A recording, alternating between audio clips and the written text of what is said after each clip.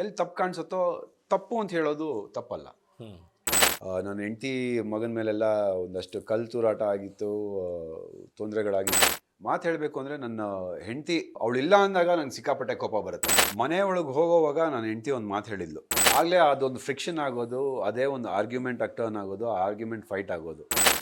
ವಾಪಸ್ ಈ ಜಗತ್ತಿಗೆ ಇವಾಲ್ವ್ ಆಗೋದಕ್ಕೆ ಸ್ವಲ್ಪ ಟೈಮ್ ಹಿಡಿತಾ ಇದೆ. ಬಟ್ ಎಸ್, ದಿನ ಬರೋ ಪ್ರೋಮೋಗಳು ನೋಡಿದ್ರೆ ವಿನಯ್ ಇಲ್ದಿದ್ರೆ ಪ್ರೋಮೋನೇ ಇಲ್ಲ. ಕ್ಯಾಮ್ರಾ ಇದೆ ಅಂತ ಪಾಲಿಶ್ ಮಾಡಿಕೊಂಡು ಒಂದು ಸ್ಪಷ್ಟವಾಗಿರೋ ಒಂದು ಬುಕಿಶ್ ಆಗಿ ನಾನು ಮಾತಾಡ್ದವನು ಅಲ್ವೇ ಅಲ್ಲ. ಹೌದು, ಮಾತಾಡಿಲ್ಲ. ನಿಮ್ಮ ವಾಯ್ಸು, ನಿಮ್ಮ ಕಾನ್ಫಿಡೆನ್ಸ್ ನಂಗೆ ತುಂಬ ಇಷ್ಟ ಆಯಿತು. ಕಷ್ಟಪಟ್ಟು ತಗೊಂಡಿರೋ ಚಿನ್ನನ ಕಡಿಮೆ ಬೆಲೆಗೆ ಮಾರೋಕ್ಕಾಗತ್ತಾ? ಒಳ್ಳೆ ಬೆಲೆ ಸಿಗೋ ಕಡೆ ಮಾರಬೇಕು. ಇಷ್ಟು ಕಡಿಮೆ ಚಿನ್ನಕ್ಕೆ ಅಧಿಕ ಬೆಲೆ ಕೊಡೋದು ಅಭಯ ಗೋಲ್ಡ್ ಬಯರ್ಸ್ ಮಾತ್ರ. ಹಾಯ್, ಹಲೋ, ನಮಸ್ತೆ, ನಮಸ್ಕಾರ ವೀಕ್ಷಕರೇ. ನೀವು ನೋಡ್ತಾ ಇದ್ದೀರಾ ಸ್ಪೀಡ್ ಪ್ಲಸ್ ಕರ್ನಾಟಕ. ನಾನು ಸಂದೀಪ್. ಆನೆ ಬಂತೊಂದು ಆನೆ, ಯಾವ ಊರ ಆನೆ.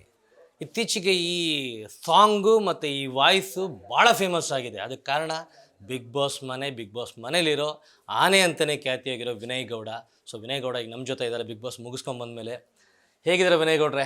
ಗುಡ್ ಸಂದೀಪ್ ಅವರೇ, ನೀವು ಹೇಗಿದ್ದೀರಾ? ನಿಮ್ಮನ್ನ ಆಲ್ಮೋಸ್ಟ್ 3.5 months ನೋಡಿ ತುಂಬ ಎಂಟರ್ಟೈನ್ ಮಾಡಿದ್ದೀರಾ, ನೀವು, ನಿಮ್ಮ ಟೀಮು, ಎಲ್ಲರೂ.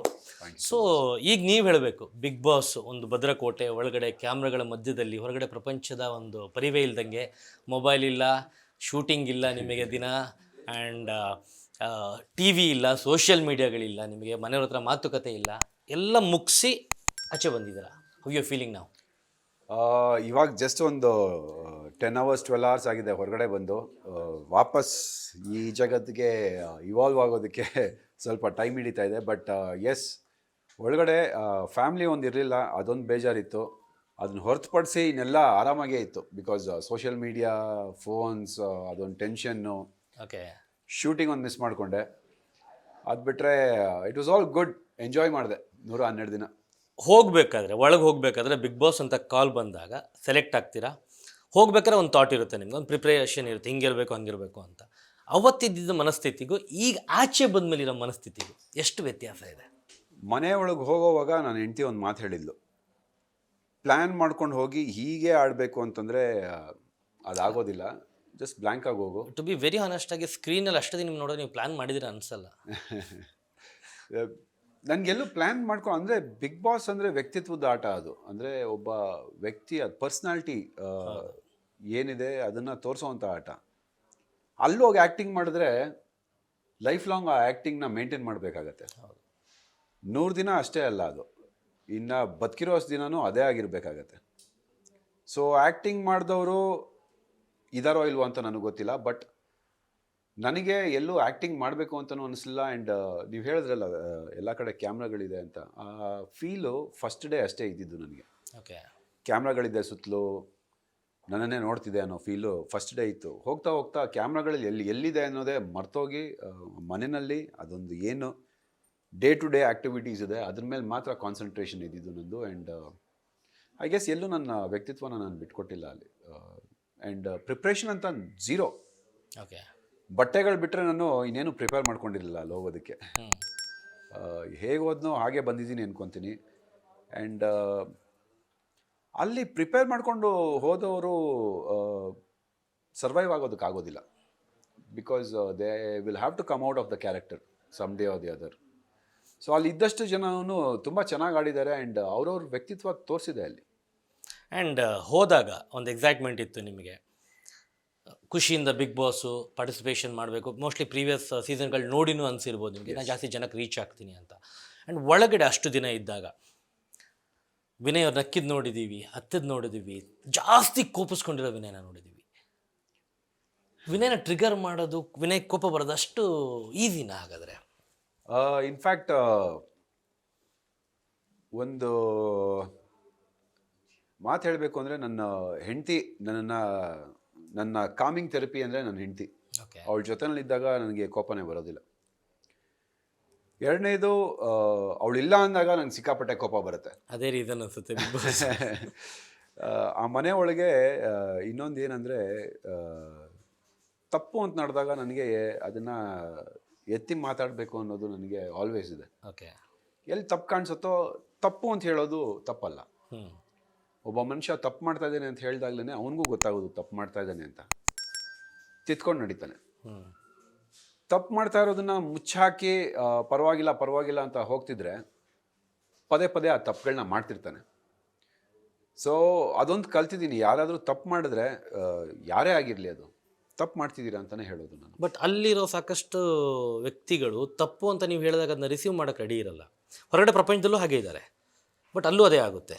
ಹೌದು, ಆಗಲೇ ಅದೊಂದು ಫ್ರಿಕ್ಷನ್ ಆಗೋದು, ಅದೇ ಒಂದು ಆರ್ಗ್ಯುಮೆಂಟ್ ಟರ್ನ್ ಆಗೋದು, ಆ ಆರ್ಗ್ಯುಮೆಂಟ್ ಫೈಟ್ ಆಗೋದು. ಸೊ ಬಿಗ್ ಬಾಸ್ ಮನೆಯಲ್ಲಿ ಯಾವುದು ತಪ್ಪು ಅಂತ ನಾನು ಹೇಳಿದ್ದೀನೋ ಅದು ನನ್ನ ಕಣ್ಣಿಗೆ ತಪ್ಪಾಗಿ ಕಾಣಿಸಿದೆ. ಅವರ ಪಾಯಿಂಟ್ ಆಫ್ ವ್ಯೂನಲ್ಲಿ ಸರಿ ಇರ್ಬೋದು, ಬಟ್ ತಪ್ಪು ಅಂತ ನಾನು ಹೇಳಿದಾಗ ಒಂದಷ್ಟು ಜನಕ್ಕೆ ತಪ್ಪು ಅಂತ ಅನಿಸಿದೆ ಕೂಡ ಅದು.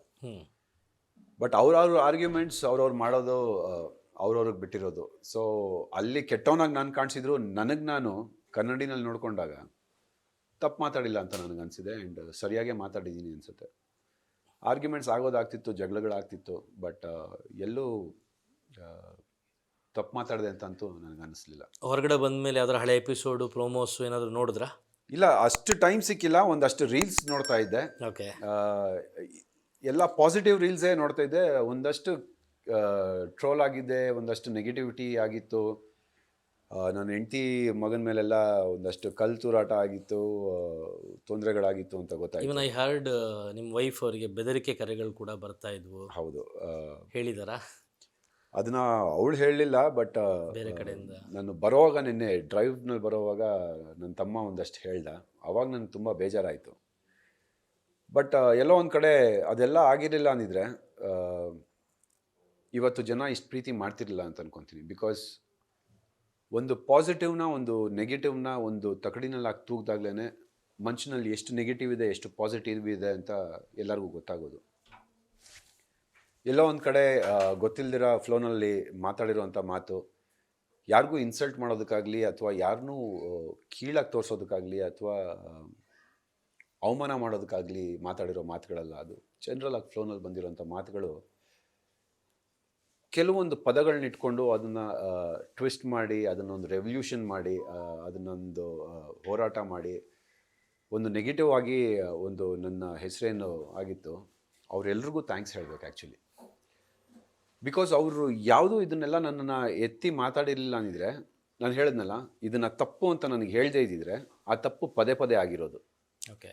ಅವ್ರು ಯಾವಾಗ ಅದನ್ನು ಹಿಡಿದು ಅದು ತಪ್ಪು ಮಾತಾಡಿದ್ಯಾ ಅಂತ ಹೇಳಿದ್ರು, ಆ ತಪ್ಪನ್ನ ನಾನು ತಿದ್ಕೊಂಡು ಸಾರಿ ಕೇಳಿ ಇನ್ನು ಮುಂದಕ್ಕೆ ಲೈಫ್ನಲ್ಲಿ ಯಾವತ್ತೂ ಆ ತಪ್ಪು ಆಗಬಾರ್ದು ಅನ್ನೋ ರೀತಿ ನನ್ನನ್ನು ನಾನು ಸರಿ ಮಾಡ್ಕೊಂಡಿದ್ದೀನಿ. ಆ್ಯಂಡ್ ಆ್ಯಕ್ಚುಲಿ ಅವ್ರಿಗೆ ಥ್ಯಾಂಕ್ಸ್ ಹೇಳಬೇಕು. ಆ ನೆಗೆಟಿವ್ ತೋರಿಸಿರಲಿಲ್ಲ ಅಂದರೆ ಇವತ್ತು ಜನ, ನಾನು ಬೆಳಗ್ಗೆಯಿಂದ ಅದನ್ನೇ ಹೇಳ್ತಿದ್ದೆ, ಸಾಕಷ್ಟು ಹ್ಯಾಶ್ಟ್ಯಾಗ್ಗಳು ನೋಡ್ತಾ ಇದ್ದೀನಿ, ಪೀಪಲ್ಸ್ ಚಾಂಪಿಯನ್ ಅಂತ. ಅದು ಬಹುಶಃ ಆಗ್ತಾನೆ ಇರಲಿಲ್ವೇನೋ. ಇಲ್ಲ, ಸಾಕಷ್ಟು ಜನರ ದೃಷ್ಟಿಯಲ್ಲಿ ನೀವು ವಿನ್ ಆಗಿದ್ದೀರಾ, ಅದ್ರ ಬಗ್ಗೆ ಎರಡು ಮಾತಿಲ್ಲ. And so many people wish that Vinay ಗೆಲ್ಲಬೇಕಿತ್ತು ಅನ್ನೋದಿದೆ, ನಿರಾಸೆ ಇದೆ ಆ ಜಾಗದಲ್ಲಿ ಇಲ್ವಲ್ಲ ಅಂತ. ಆ್ಯಂಡ್ ಬರೀ ಹೊರಗಡೆ ಆಡಿಯನ್ಸ್ ಅಲ್ಲ, ನಿಮ್ಮ ಜೊತೆಲಿರೋ ಒಂದು ನಿಮ್ಮ ಒಳಗಡೆ ಏನಿದ್ರು ಕಂಟೆಸ್ಟೆಂಟ್ ಅವರು ಕೂಡ. ಆ್ಯಂಡ್ ಬಟ್ ಎಲ್ಲೋ ಒಂದು ಕಡೆ ಮುಂಚೆ ನೀವು ಒಳಗಡೆ ಇದ್ದಾಗ ಯಾವುದೇ ಪ್ರೋಮೋಗಳು ದಿನ ಬರೋ ಪ್ರೋಮೋಗಳು ನೋಡಿದ್ರೆ ವಿನಯ್ ಇಲ್ದಿದ್ರೆ ಪ್ರೋಮೋನೇ ಇಲ್ಲ. ಆ ಪ್ರೋಮೋದಲ್ಲಿ ವಿನಯ್ ಕೂಗಾಡಿಲ್ಲ, ಕಿಚ್ಚಾಡಿಲ್ಲ ಅಂದರೆ ಜನ ಸಂಜೆ ನೋಡೋಕ್ಕೆ ಇಷ್ಟ ಆಗಲ್ಲ. ಜಾಸ್ತಿ ಅದನ್ನೇ ನೋಡ್ಕೊಂಬರ್ತಾರೆ. ವಿನಯ್ ಅಂದ್ಕೊಳ್ಳೆ ಬಿಗಿನಿಂಗಲ್ಲಿ ಬರುತ್ತೆ. ಆ್ಯಂಡ್ ಹೀರೋ ಆಗಿರ್ತೀರಾ, ವಿಲ್ಲನ್ ಅನ್ನೋದು ಕನ್ಸಿಡರ್ ಆಗುತ್ತೆ ನಿಮಗೆ. ವಿನಯ್ ಅಂದರೆ ಕೂಗಾಟ, ಕಿರ್ಚಾಟ, ಜಗಳ, ವಾಯ್ಸ್ ರೈಸ್ ಮಾಡ್ತಾರೆ ಅನ್ನೋದು. ನಿಮ್ಮ ಸರಿ ಸಮನಾದ ವ್ಯಕ್ತಿ ಎದುರುಗಡೆ ಇದ್ದಾಗ ಅದು ಒಂದು ಪೈಪೋಟಿ ಆಗುತ್ತೆ. ಅಥವಾ ನಿಮ್ಮ ಎದುರುಗಡೆ ಇರೋ ವೀಕ್ ವ್ಯಕ್ತಿ ಇದ್ದಾಗ ಎಲ್ಲೋ ಒಂದು ಕಡೆ ವಿನಯ್ ಡಾಮಿನೇಟ್ ಮಾಡ್ತಾ ಇದ್ದಾರೆ ಅನ್ನೋ ಥರ ಪೋಟ್ರೆ ಆಗುತ್ತೆ. ಸೊ ಅದು ನಿಮಗೆ ಆಗಿದೆಯಾ ಒಳಗಡೆ ಇದು ಅನುಭವ? ನೋಡಿ, ಇವಾಗ ಒಂದು ಎಕ್ಸಾಂಪಲ್ ತೊಗೊಂಡು ಹೇಳೋದಕ್ಕೆ ಇಷ್ಟಪಡ್ತೀನಿ. ನಿಮ್ಮ ವಾಯ್ಸು, ನಿಮ್ಮ ಕಾನ್ಫಿಡೆನ್ಸ್ ನಂಗೆ ತುಂಬ ಇಷ್ಟ ಆಯಿತು, ಆನೆಸ್ಟ್ಲಿ. ಅನುಭವ ಎಕ್ಸಾಕ್ಟ್ 14 ವರ್ಷದ ಮಾಧ್ಯಮ ರಂಗ ಅನುಭವ. ಈ ಅನುಭವ ಇಟ್ಕೊಂಡು ನೀವು ಇಷ್ಟು ಕಾನ್ಫಿಡೆನ್ಸ್ ನಾನು ಮಾತಾಡಿದಾಗ ಎದುರುಗಡೆ ಇರೋನು ಸ್ವಲ್ಪ ಹೆದರ್ಕೊಂಡಾಗಲಿ, ಮಾಡಿರೋ ತಪ್ಪನ್ನ ಮುಚ್ಚಿಡೋದಕ್ಕಾಗಲಿ ಒಂದು ಸ್ವಲ್ಪ ಬೆದರ್ಕೊಂಡು ಮಾತಾಡಿದಾಗ ಹೌದು, ನೀವು ಲೌಡಾಗಿ ಕಾಣಿಸ್ತೀರಾ. ಹೌದು, ಎದುರುಗಡೆ ಇರೋನು ಅಯ್ಯೋ ಪಾಪ ಅನ್ನಿಸ್ತಾನೆ. ಕರೆಕ್ಟು. ಅದೇ ಪರ್ಸ್ನಾಲಿಟಿ ನಂದು ತುಂಬ ಲೌಡ್ ಪರ್ಸ್ನಾಲಿಟಿ. ನಾನು ಏನೇ ಒಂದು ಮಾತುಗಳು ಮಾತಾಡುವಾಗ ನನ್ನ ಬಾಡಿ ಲ್ಯಾಂಗ್ವೇಜ್ ಆಗಲಿ, ನನ್ನ ವಾಯ್ಸ್ ಆಗಲಿ ತಪ್ಪು ಗುರು ಅಂತಂದಾಗ ಅದು ಹಾರ್ಷಾಗಿ ಕೇಳಿಸತ್ತೆ ಹೊರತು ರಾಂಗ್ ಆಗಿರೋದಿಲ್ಲ. ನಾನು ವಾಯ್ಸ್ ಹಾರ್ಷಾಗಿ ಕೇಳಿಸುತ್ತೆ, ನನ್ನ ಬಾಡಿ ಲ್ಯಾಂಗ್ವೇಜ್ ಹಾರ್ಷಾಗಿದೆ, ನಾನು ಮಾತಾಡೋ ಭಾಷೆ ಹೌದು ಗುರು ಇಲ್ಲ ಗುರು ಏನಪ್ಪ ರೆಗ್ಯುಲರ್ ಆಚೆ ಹೇಗೆ ಮಾತಾಡ್ತಾ ಇದ್ರಿ ಹಾಗೆ ಎಕ್ಸಾಕ್ಟ್ಲಿ ಹೌದು ಕ್ಯಾಮ್ರಾ ಇದೆ ಅಂತ ಪಾಲಿಶ್ ಮಾಡಿಕೊಂಡು ಒಂದು ಸ್ಪಷ್ಟವಾಗಿರೋ ಒಂದು ಬುಕಿಶ್ ಆಗಿ ನಾನು ಮಾತಾಡ್ದವನು ಅಲ್ವೇ ಅಲ್ಲ. ಹೌದು ಮಾತಾಡಿಲ್ಲ. ವ್ಯಕ್ತಿತ್ವ ಅಂದಾಗ ಪರ್ಸ್ನಾಲಿಟಿ ಅಂತಂದಾಗ ನಮ್ಮ ವ್ಯಕ್ತಿತ್ವ ನಾವು ತೋರಿಸ್ಬೇಕೇ ಹೊರತು ಯಾವುದೋ ಒಂದು ಸ್ಕ್ರಿಪ್ಟ್ ಬರ್ಕೊಂಡು ಹೋಗಿ ಆಗಲಿ ಅಥವಾ ಇದಕ್ಕೆ ಹೇಗೆ ಮಾತಾಡಲಿ ಅಂತ ಫ್ರೇಮ್ ಮಾಡಿಕೊಂಡು ಕ್ಯಾಮ್ರಾಸ್ ಇದೆ ಅಂತ ಮಾತಾಡೋದಕ್ಕೆ ನಾನು ಯಾವತ್ತೂ ಬಯಸೋದಿಲ್ಲ. ಫ್ಲೋನಲ್ಲಿ ಮಾತಾಡಿರೋಂಥ ಒಂದು ಪದ ಎಲ್ಲೋ ಹೊರಗಡೆ ತುಂಬ ದೊಡ್ಡದಾಗಿ ಬ್ಲೋ ಅಪ್ ಆಯಿತು. ಹೆಣ್ಮಕ್ಳನ್ನ ಯಾವತ್ತೂ ಕೆಳಗಾಕಿ ಮಾತಾಡ್ದವನಲ್ಲ ನಾನು. ಸಂಗೀತ ಅವ್ರ ಜೊತೆ ಜಗಳ ಮಾಡ್ತೀರಾ ಬಳೆ ವಿಚಾರದಲ್ಲಿ, ಆವಾಗ ಫುಲ್ಲು ಹೊರಗಡೆ ಹೇಗಿರುತ್ತೆ ಅಂತ ಅಂದರೆ ಡೆಫಿನೆಟ್ಲಿ ವಿಲನ್ ಆಗಿ ಕಾಣಿಸ್ತೀರಾ. ಕರೆಕ್ಟ್. ತನೀಶ್ ಅವ್ರದ್ದು ನಿಂದು ದೊಡ್ಡ ಮಟ್ಟದಲ್ಲಿ ಗಲಾಟೆ ಆಗುತ್ತೆ. ಒಂದು ವರ್ಡ್ ಯೂಸ್ ಮಾಡ್ತಾರೆ ಅವರು, ಆ ವರ್ಡ್ನ ಯೂಸ್ ಮಾಡಬಾರ್ದಿತ್ತು ಅಂತ ನೀವು ಹೇಳ್ತೀರಾ ಬೇವರ್ಸಿನ ಒಂದು ವರ್ಡಿಗೆ. ಅದಕ್ಕೊಂದು ಪ್ರತಾಪ್ ಅವ್ರ ವಿಷಯ ಬರುತ್ತೆ, ವಿನಯಣ ವಿನಯಣ ವಿನಯಣ. ಯಾರಿಗೆ ಆಗಲಿ ಒಂದು ಸೆಲ್ಫ್ ರೆಸ್ಪೆಕ್ಟ್ ಅಂತಿರುತ್ತೆ. 100%. ಆ ಒಂದು ಗೆರೆನ್ ದಾಟಿದಾಗ ಇನ್ನಿಲ್ಲಿದ್ದು ಏನು ಪ್ರಯೋಜನ ಅನ್ಸುತ್ತೆ. ಅಲ್ಲ ಬಟ್ ನನ್ನ ಪ್ರಶ್ನೆ ಅಂದರೆ ನೀವಾಗಿದ್ರಿ. ಹೌದು. ಬಟ್ ನಿಮ್ಮ ಎದುರುಡರ ವ್ಯಕ್ತಿ ಅದಕ್ಕೆ ಬರ್ತಾ ಇದ್ದೆ. Yes okay. ಹಾಗೆ ಮಾತಾಡಿದಾಗ ಎದುರುಗಡೆ ಇರೋರು ಎಲ್ಲಿ ನೀವು ಇವಾಗ ಒಂದು ಕರೆಕ್ಟಾಗಿ ಪ್ರಶ್ನೆ ಕೇಳಿದಾಗ ಮುಂದ್ಗಡೆ ಇರೋರು ಒಂದು ಸ್ವಲ್ಪ ಅದ್ರಿದ್ರೆ ಪ್ರಶ್ನೆನೇ ತಪ್ಪಾಗೋಯ್ತಾ ಅಂತ ಅನ್ಸುತ್ತೆ ಕೆಲವರಿಗೆ. ಓಕೆ. ಏನು ಈ ರೀತಿ ಪ್ರಶ್ನೆ ಕೇಳ್ತಾ ಇದಾರಲ್ಲ ಅಂತ ಕೆಲವರು. ಹೌದು, ನಾನು ನೆಗೆಟಿವ್ ಆಗಿ ಕಾಣಿಸ್ತೀನಿ, ನೀವು ನೆಗೆಟಿವ್ ಆಗಿ ಕಾಣಿಸ್ತೀವಿ. ಏನು ಗುರು ಪಾಪ ಈ ವ್ಯಕ್ತಿ ಇಂಥ ಪ್ರಶ್ನೆಗಳನ್ನ ಕೇಳ್ತಾನೆ ಇವನು ಅಂತ. ಸೊ ಅದೇ ನನಗೂ ಆಗಿದ್ದಲ್ಲಿ. ಓಕೆ. ಜೋರಾಗಿ ಮಾತಾಡಿ ರಫ್ ಆಗಿ ಮಾತಾಡಿ ಯಾಕೆ ಗುರು ಈ ಥರ ಮಾಡ್ತಿದ್ಯಾ ನೀನು ಮಾಡ್ತಿರೋದು ತಪ್ಪು ಅಂದಾಗ ಅಲ್ಲಿ ಅವ್ರು ಅಯ್ಯೋ ಪಾಪ ಅನ್ನೋದಕ್ಕೆ ಶುರು ಆಗ್ತಾರೆ, ನಾನು ರಫ್ ಆಗಿ ಆಗೋದಕ್ಕೆ ಶುರು ಆಗ್ತೀನಿ. ಬಟ್ ಅದರಲ್ಲಿ ಅವ್ರದ್ದು ತಪ್ಪಿಲ್ಲ, ನಂದು ತಪ್ಪಿಲ್ಲ. ಅವ್ರಿಗೆ ಏನು ಮಾಡ್ತಾ ಇದ್ದಾರೆ, ನಾನು ನನ್ನ ವ್ಯಕ್ತಿತ್ವನ ತೋರಿಸ್ತಾ ಇದ್ದೀನಿ. ಸೊ ಇಲ್ಲಿ ಯಾರು ಸರಿ ಯಾರು ತಪ್ಪು ಅನ್ನೋಂಗಿಲ್ಲ. ನಾನು ಲೌಡೆ, ನಾನು ಮಾತಾಡೋದು ರಫೆ. ಏನೊಂದು ವಿಲನ್ ಅಂತ ಒಂದು ಪಟ ಕೊಟ್ಟಿದ್ದಾರೆ, ಖುಷಿಯಾಗಿ ಅದನ್ನು ಸ್ವೀಕಾರ ಮಾಡಿದ್ದೀನಿ, ತೊಂದರೆನೇ ಇಲ್ಲ. ಬಟ್ ನನ್ನ ವ್ಯಕ್ತಿತ್ವ ನಾನು ಎಲ್ಲೂ ಬಿಟ್ಕೊಡೋದಕ್ಕೆ ರೆಡಿ ಇಲ್ಲ. ಬಟ್ ಕೆಲವೊಂದು ಇನ್ಸಿಡೆಂಟ್ಗಳು ಅಂದರೆ ಆ ಇನ್ಸಿಡೆಂಟ್ಗಳು ನಿಮ್ಮನ್ನ ವಿಲನ್ ಮಾಡ್ತವೆ. ಹೋಪ್ಫುಲಿ ನಿಮಗೂ ಗೊತ್ತಿರ್ತವೆ ಒಳಗಡೆ ನಿಮ್ಮದು ಮತ್ತು ಸಂಗೀತ ಅವರ ಜಗಳ, ಒಂದು ಬಳೆ ವಿಚಾರ ಬಂದಾಗ ಅದು ನಿಮ್ಮ ಕಲ್ಪನೆಯಲ್ಲೂ ಇರಲ್ಲ. ವೀಕೆಂಡಲ್ಲಿ ಸುದೀಪ್ ಸರ್ ವಿಷಯ ಹೇಳೋ ತನಕ ನಿಮ್ಮ ತಲೆಗೆ ಬಂದಿರಲ್ಲ. ಕರೆಕ್ಟ್. ಆ ಮೂಮೆಂಟಲ್ಲಿ ಯು ಫಾಟ್, ಯಾ ನಿಮ್ಗೆ ಗೇಮ್ ಮಾಡಿದ್ರಿ, ಟಾಸ್ಕ್ ಮಾಡಿದ್ರಿ. ಆ್ಯಂಡ್ ನೀವು ಸಂಗೀತ ಮುಂಚೆಂದೂ ಗೊತ್ತಿದ್ರಿ ಒಬ್ರಿಗೊಬ್ರು, ನೀವು ಕಾರ್ತಿಕ್ ಕೂಡ ಒಬ್ರಿಗೊಬ್ರು ಗೊತ್ತಿದ್ರಿ ನೀವು ಒಳಗಡೆ. ಸೊ ಅಲ್ಲಾಗಿದ್ದೇನೆಂದರೆ 2 ತಂಡಗಳಾಯಿತು. ಅಂದರೆ ಸಮರ್ಥರು ಅಸಮರ್ಥರು ಅಂತ. ಹೌದು. Game format. ಸಮರ್ಥರಲ್ಲಿ ನಾನು ಒಬ್ಬ ಇದ್ದೆ, ಅಸಮರ್ಥರಲ್ಲಿ 3 ಜನ ಇದ್ದರು ನನಗೆ ಗೊತ್ತಿರೋರು. ತನೀಶಾ, ಕಾರ್ತಿಕ್, ಸಂಗೀತ, ಫ್ರೆಂಡ್ಸು. ಯಾವಾಗ ಗೇಮ್ ಅಂತ ಬರುತ್ತೋ ಅಗೇನ್ಸ್ಟಾಗಿ ಆಡಲೇಬೇಕಾಗತ್ತೆ. ಇವಾಗ ಒಂದು ಕೂತ್ಕೊಂಡು ನನ್ನ ಮಗನ ಅಗೇನ್ಸ್ಟಾಗಿ ಚೆಸ್ ಆಡಿದ್ರೂ ನಾನು ಗೆಲ್ಲಬೇಕು ಅಂತಲೇ ಆಡ್ತೀನಿ ಹೊರತು ಬಿಟ್ಕೊಡ್ಬೇಕು ಅಂತ ಆಡೋದಿಲ್ಲ. ಅವನು ನನ್ನ ಮೇಲೆ ಗೆಲ್ಲಬೇಕು ಅಂತ ಆಡ್ತಾನೆ ಹೊರತು ಬಿಟ್ಕೊಡ್ಬೇಕು ಅಂತ ಆಡೋದಿಲ್ಲ. ಮುಗಿದ ಮೇಲೆ ಎಲ್ಲ ಪ್ಯಾಕ್ ಮಾಡಿಬಿಟ್ಟು ಶೇಕ್ ಹ್ಯಾಂಡ್ ಮಾಡಿಬಿಟ್ಟು ಅಪ್ಪ ಮಗ ಅನ್ನೋ ಸಂಬಂಧ ಇರುತ್ತೆ. ಅಲ್ಲೂ ಅಷ್ಟೇ ಅದೇ ಫಾರ್ಮ್ಯಾಟ್ನಲ್ಲೇ ಗೇಮ್ ಸ್ಟಾರ್ಟ್ ಆಗಿದ್ದು. ಅಗ್ರಿಮೆಂಟ್ಸ್ ಡಿಸ್ಅಗ್ರಿಮೆಂಟ್ಸ್ ಇದ್ದೇ ಇರುತ್ತೆ. 3 ಜನಕ್ಕೆ ನಾನು ಮ್ಯೂಚುವಲ್ ಫ್ರೆಂಡು. 3 ಜನ ಅವ್ರಿಗೆ ಈಚ್ ಅದರ್ ಯಾರೂ ಗೊತ್ತಿರಲಿಲ್ಲ. ತನಿಷಾ ಮತ್ತು ಕಾರ್ತಿಕ್ ಫ್ರೆಂಡ್ಸ್ ಇದ್ದರು, ಬಟ್ ಸಂಗೀತ ನನಗೆ ಮಾತ್ರ ಗೊತ್ತಿದ್ದು. ಸೊ ಅವ್ರದ್ದೊಂದು ತಂಡ ಆದಾಗ ನಾನು ಒಬ್ಬ ಅಗೇನ್ಸ್ಟಾಗಿ ನಿಂತ್ಕೊಂಡಾಗ ದೇ ಚೋಸ್ ದೇರ್ ಆಪೋನೆಂಟ್, ನಾನು ಆಪೋನೆಂಟಾಗಿ ನಿಂತ್ಕೊಂಡೆ. ಸೊ ಅಲ್ಲಿ ಅಗ್ರಿಮೆಂಟ್ಸ್ ಆಯಿತು, ಡಿಸ್ಅಗ್ರಿಮೆಂಟ್ಸ್ ಆಯಿತು. ಅದೇ ಫ್ಲೋನಲ್ಲಿ ಮಾತಾಡಿರೋವಂಥ ಒಂದು ಪದ ಎಲ್ಲೋ ಹೊರಗಡೆ ತುಂಬ ದೊಡ್ಡದಾಗಿ ಬ್ಲೋ ಅಪ್ ಆಯಿತು. ಆ ತಪ್ಪಿನ ಅರಿವು ನನಗೂ ಆಯಿತು. ಸುದೀಪ್ ಸರ್ ಹೇಳಿದಾಗ ಅದಕ್ಕೆ ಸಾರಿನೂ ಕೇಳಿದೆ. ಆ್ಯಂಡ್ ಸಾರಿ ಸುಮ್ಮನೆ ತೋರಿಸ್ಕೊಳೋದಕ್ಕೆ ಕೇಳಲಿಲ್ಲ. ಫ್ಲೋನಲ್ಲಿ ಅಂದಿರೋದು ನಿಜ. ಆ್ಯಂಡ್ ಅಂದಿರೋದು ಎಷ್ಟು ಜನಕ್ಕೆ ಹರ್ಟ್ ಆಗಿದೆ ಅಂತ ನನಗೆ ಗೊತ್ತಿಲ್ಲ. ಹರ್ಟ್ ಆಗಿದ್ದರೆ ಅದನ್ನು ನಾನು ತಪ್ಪು ಮಾಡ್ದಂಗೆ, ಆ್ಯಂಡ್ ನಾನು ತಪ್ಪು ಮಾಡಿದರೆ ಗ್ಯಾರಂಟಿ ಸಾರಿ ಕೇಳ್ತೀನಿ ಅಂತಲೇ ನಾನು ಸಾರಿ ಕೇಳಿದ್ದು. But that was not intention. It was not at all intentional. Accident. Because ನನಗೆ ಒಂದು ಸಪೋರ್ಟ್ ಸಿಸ್ಟಮ್ ಅಂತಿರೋದು ನನ್ನ ಹೆಂಡತಿ. ಅವಳೆಂಥ ಶಕ್ತಿ ಅಂತ ನನಗೆ ಗೊತ್ತು. ಬಿಕಾಸ್ ಅವಳು ಇರಲಿಲ್ಲ ಅಂದಿದ್ರೆ ನಾನು ಏನೂ ಇರ್ತಿರಲಿಲ್ಲ. ಇವತ್ತು ನಾನು ವಿನಯ್ ಗೌಡ ಅಂತ ನೀವು ಏನು ಕರಿತಿದ್ದೀರಾ, ವಿನಯ್ ಗೌಡ ಇರ್ತಾನೆ ಇರಲಿಲ್ಲ, ಎಲ್ಲೋ ಇರ್ತಿದ್ದೆ ನಾನು. ಅವಳು ನನಗೆ ಸಪೋರ್ಟ್ ಸಿಸ್ಟಮ್ ಆಗಿ ನಿಂತಿರುವಾಗ ಅವಳ ಪವರ್ ಏನು ಅಂತ ನನಗೆ ಗೊತ್ತು. ನಾನು ಒಳಗಡೆ ಇದ್ದಾಗ ಹೊರಗಡೆ ಅವಳು ಎಷ್ಟು ಓಡಾಡಿದ್ದಾಳೆ ಅಂತ ನನಗೆ ಇವತ್ತು ಗೊತ್ತಾಯಿತು. ಸೊ ಹೆಣ್ಮಕ್ಳನ್ನ ಯಾವತ್ತೂ ಕೆಳಗಾಕಿ ಮಾತಾಡ್ದವನಲ್ಲ ನಾನು. ಆ್ಯಂಡ್ ಹೆಣ್ಮಕ್ಳಿಗೆ ಅವಮಾನ ಮಾಡಬೇಕು ಅಂತ ಹೇಳಿದ ಮಾತು ಅಲ್ಲ ಅದು. ನಾನು ಈಗಷ್ಟೇ ಒಂದೆರಡು ಇಂಟರ್ವ್ಯೂ ಆದಾಗಲೂ ಹೇಳಿದೆ. ರೋಡ್ನಲ್ಲಿ ಹೋಗೋವಾಗ ಸಾಕಷ್ಟು ಒಂದು ಸಣ್ಣ ಗಾಡಿ ಅಡ್ಡ ಬಂದ್ರೇ ಜನರು ಬಳಸಬಾರ್ದು ಭಾಷೆಗಳನ್ನ ಬಳಸ್ತಾರೆ. ಹಾಗಂತ ಆ ಒಂದು ಪರ್ಟಿಕ್ಯುಲರ್ ವರ್ಡ್ನ ಇಟ್ಕೊಂಡು ನೀನು ಹೆಣ್ಣು ಮಕ್ಕಳನ್ನ ಇನ್ಸಲ್ಟ್ ಮಾಡಿದೆ ಅಂತೇನಾದರೂ ನಿಂತ್ಕೊಂಡ್ರೆ ಪ್ರತಿಯೊಬ್ಬರು ರೋಡಲ್ಲಿ ಅರ್ಧ ಪಾಪ್ಯುಲೇಷನ್ ಜೈಲಿನಲ್ಲಿರ್ತೀವಿ. ಫ್ಲೋನಲ್ಲಿ ಬರುವಂಥ ವರ್ಡ್ಸು, ಜಗಳಗಳಾದಾಗ ಬರುವಂಥ ವರ್ಡ್ಸು, ಕೋಪದಲ್ಲಿ ಬರುವಂಥ ವರ್ಡ್ಸು ಯಾವುದು ಇಂಟೆನ್ಷನಲ್ ಅಲ್ಲ, ಯಾರಿಗೂ ಅವಮಾನ ಮಾಡೋದಕ್ಕಲ್ಲ. ತಪ್ಪಾಯಿತು, ಸಾರಿ ಕೇಳಿದೆ, ಆ್ಯಂಡ್ ಆ ತಪ್ಪನ್ನ ಇನ್ನೊಂದ್ಸಲಿ ಮಾಡೋದಕ್ಕೆ ಹೋಗೋದಿಲ್ಲ. ಆ್ಯಂಡ್ ಹೆಣ್ಮಕ್ಳಿಗಂತೂ ನಾನು ಯಾವತ್ತೂ ಡಿಸ್ರೆಸ್ಪೆಕ್ಟ್ ಮಾಡಿದವನಲ್ವೇ ಅಲ್ಲ. ಬಟ್ ಮೋಸ್ಟ್ಲಿ ಎಲ್ಲೋ ಅದೊಂದು ಇನ್ಸಿಡೆಂಟ್, ಆ ಬಳೆ ಇನ್ಸಿಡೆಂಟ್ ಒಂದರಿಂದ ಫೈನಲ್ ಟಾಪ್ 5 ನಿಮ್ಮಿಬ್ಬರು ಪೊಸಿಷನಲ್ಲೂ ಅದಲು ಬದಲಾಯಿತು ಅನ್ಸಲ್ವಾ? ವಿನಯ್ ಎಲ್ಲೋ ಇರಬೇಕಿತ್ತೇನೋ ಮೋಸ್ಟ್ಲಿ. ಆ ಒಂದು ವಿಚಾರದಿಂದ ಆ ಜಾಗಕ್ಕೆ ಬೇರೆಯವ್ರು ಬಂದ್ರೇನೋ. ಬಹುಶಃ ಆ ಇನ್ಸಿಡೆಂಟ್ ಆಗಿರಲಿಲ್ಲ ಅಂದಿದ್ರೆ ನಾನು ಟಾಪ್ 5ಗೂ ಬರ್ತಾ ಇರಲಿಲ್ವೇನೋ. ಬಿಕಾಸ್ ಬರೀ ಅಗ್ರೆಷನ್ನು, ಬರೀ ಹೀಗೆ ಇವನು ಬರೀ ಕಿರ್ಚಾಡ್ಕೊಂಡು ಕೂಗಾಡ್ಕೊಂಡೇ ಇರ್ತಾನೆ ಅಂತಂದ್ಬಿಟ್ಟು ಎಲ್ಲೋ ಜನ ನನ್ನ ಕಂಪ್ಲೀಟಾಗಿ ನೆಗೆಟಿವ್ ಮಾಡಿಬಿಡ್ತಿದ್ರು ಅಂತ. ಮೋಸ್ಟ್ಲಿ ಜನ ಇಷ್ಟಪಟ್ಟಿದ್ದು ಅದೇ ಅಗ್ರೆಷನೇ ಇರ್ಬೋದಲ್ವಾ? ಗೊತ್ತಿಲ್ಲ ಇನ್ನು ನನಗೆ. ಅಗ್ರೆಷನ್ ಇಲ್ಲದೆ ಇದ್ದರೆ ವಿನಯ್ ಏನೂ ಇಲ್ಲ ಅಂತಲೂ ಅನಿಸ್ಬೋದು. ಇವರು ಯಾರು ಆ್ಯಕ್ಟ್ ಮಾಡ್ತಾರೆ, ಒಬ್ಬರು ಡ್ರಾಮಾ ಮಾಡ್ತಾರೆ ಅನಿಸ್ಬೋದು. ಎಕ್ಸಾಕ್ಟ್ಲಿ, ಹಾಗೂ ಅನ್ನಿಸ್ಬೋದು. ಬಟ್ ಅಲ್ಲಿ ಎಲ್ಲೂ ನಾನು ಆ್ಯಕ್ಟ್ ಮಾಡೋದಕ್ಕೆ ಹೋಗಿಲ್ಲ. ಅಗ್ರೆಷನ್ ಎಲ್ಲಿ ಬಂತೋ ಅದನ್ನು ತೋರಿಸಿದ್ದೀನಿ. ಅಂದರೆ ಓಕೆ, ನಿಮ್ಮ ಅಗ್ರೆಷನ್ ನ್ಯಾಚುರಲ್ ಆಗಿತ್ತು, ಆಟೋಮೆಟಿಕಾಗಿ ನಿಮ್ಗೆ ಏನು ಅನಿಸುತ್ತೋ ಅದನ್ನ ರಿಯಾಕ್ಟ್ ಮಾಡ್ತಾಯಿದ್ರಿ. ವಿನಯ್ ಶಾರ್ಟ್ ಟೆಂಪರು, ವಿನಯ್ನ ಕೆಣಕಿದ್ರೆ ಮೈ ಮೇಲೆ ಬರ್ತಾರೆ, ಅವ್ನ ಮೈ ಮೇಲೆ ಬಂದರೆ ಇದು ನನಗೆ ಉಪಯೋಗ ಆಗುತ್ತೆ, ಇದು ನನಗೆ ಹೊರಗಡೆ ಹೋಗೋ ಕಂಟೆಂಟ್ ಆಗುತ್ತೆ. ಈ ರೀತಿ ಪ್ರತಿಸ್ಪರ್ಧಿಗಳ ಜೊತೆಲಿರೋರು ಯಾಕೆ ಅಂದ್ಕೊಂಡಿರಬಾರ್ದು? ಸರ್ ನಾನು ಅಷ್ಟೊಂದು why did they used your weakness? ಅದನ್ನು ಸುದೀಪ್ ಸರೂ ಹೇಳಿದರು ಒಂದು ವೀಕೆಂಡಲ್ಲಿ ನಿಮಗೆ. ಬಟ್ ನಾನು ಅಷ್ಟೊಂದು ಯೋಚನೆ ಮಾಡಿಕೊಂಡು ನಿಜವಾಗ್ಲೂ ನೀವು ಮಾಡಿಲ್ಲ. ಬಟ್ ನಿಮ್ಮ ಕೋಪ ಅನ್ನೋದೇನಿದೆ ವೀಕ್ನೆಸ್ ಅಂತ ಅವ್ರು ಕನ್ಸಿಡರ್ ಮಾಡಿಕೊಂಡು ಪದೇ ಪದೇ ನಿಮ್ಮನ್ನ ಕೆಣಕಿದೆ. ಮೋಸ್ಟ್ ಆಫ್ ಪೀಪಲ್ ಕೆಣಕಿದ್ದಾರೆ ನಿಮ್ಮನ್ನ. ಹೌದು. ನೀವು ಕಾರ್ತಿಕ್ ಹತ್ರ ಜಗಳ ಮಾಡಿದ್ರೆ ನಿಮ್ಮದು ಕಾರ್ತಿಕ್ದು ಓಕೆ, ಅದು ಒಂಥರ ಇಬ್ಬರು ಸರಿಸಮಾನವಾದ ಒಂದು ಹೋರಾಟ ಇರ್ತಾ ಇತ್ತು. ಕರೆಕ್ಟ್. ಸಂಗೀತ ಅವ್ರ ಜೊತೆ ಜಗಳ ಮಾಡ್ತೀರಾ ಬಳೆ ವಿಚಾರದಲ್ಲಿ, ಆವಾಗ ಫುಲ್ಲು ಹೊರಗಡೆ ಹೇಗಿರುತ್ತೆ ಅಂತ ಅಂದರೆ ಡೆಫಿನೆಟ್ಲಿ ವಿಲನ್ ಆಗಿ ಕಾಣಿಸ್ತೀರಾ. ಕರೆಕ್ಟ್. ತನಿಷ್ ಅವ್ರದ್ದು ನಿಮ್ಮದು ದೊಡ್ಡ ಮಟ್ಟದಲ್ಲಿ ಗಲಾಟೆ ಆಗುತ್ತೆ. ಒಂದು ವರ್ಡ್ ಯೂಸ್ ಮಾಡ್ತಾರೆ ಅವರು, ಆ ವರ್ಡ್ನ ಯೂಸ್ ಮಾಡಬಾರ್ದಿತ್ತು ಅಂತ ನೀವು ಹೇಳ್ತೀರಾ. ಬೇವರ್ಸಿನ ಒಂದು ವರ್ಡಿಗೆ ಅದಕ್ಕೊಂದು ಹೇಳ್ತೀರಾ, ಕರೆಕ್ಟಾಗಿ ಹೇಳ್ತೀರಾ. But the way you tell ಹೊರಗಡೆಯವರಿಗೆ ನೀವು ಮತ್ತೆ ವಿಲನ್ ಆಗ್ತೀರಾ. ಕರೆಕ್ಟ್. ಪ್ರತಾಪ್ ಅವ್ರ ವಿಷಯ ಬರುತ್ತೆ, ವಿನಯಣ್ಣ ವಿನಯಣ್ಣ ವಿನಯಣ್ಣ.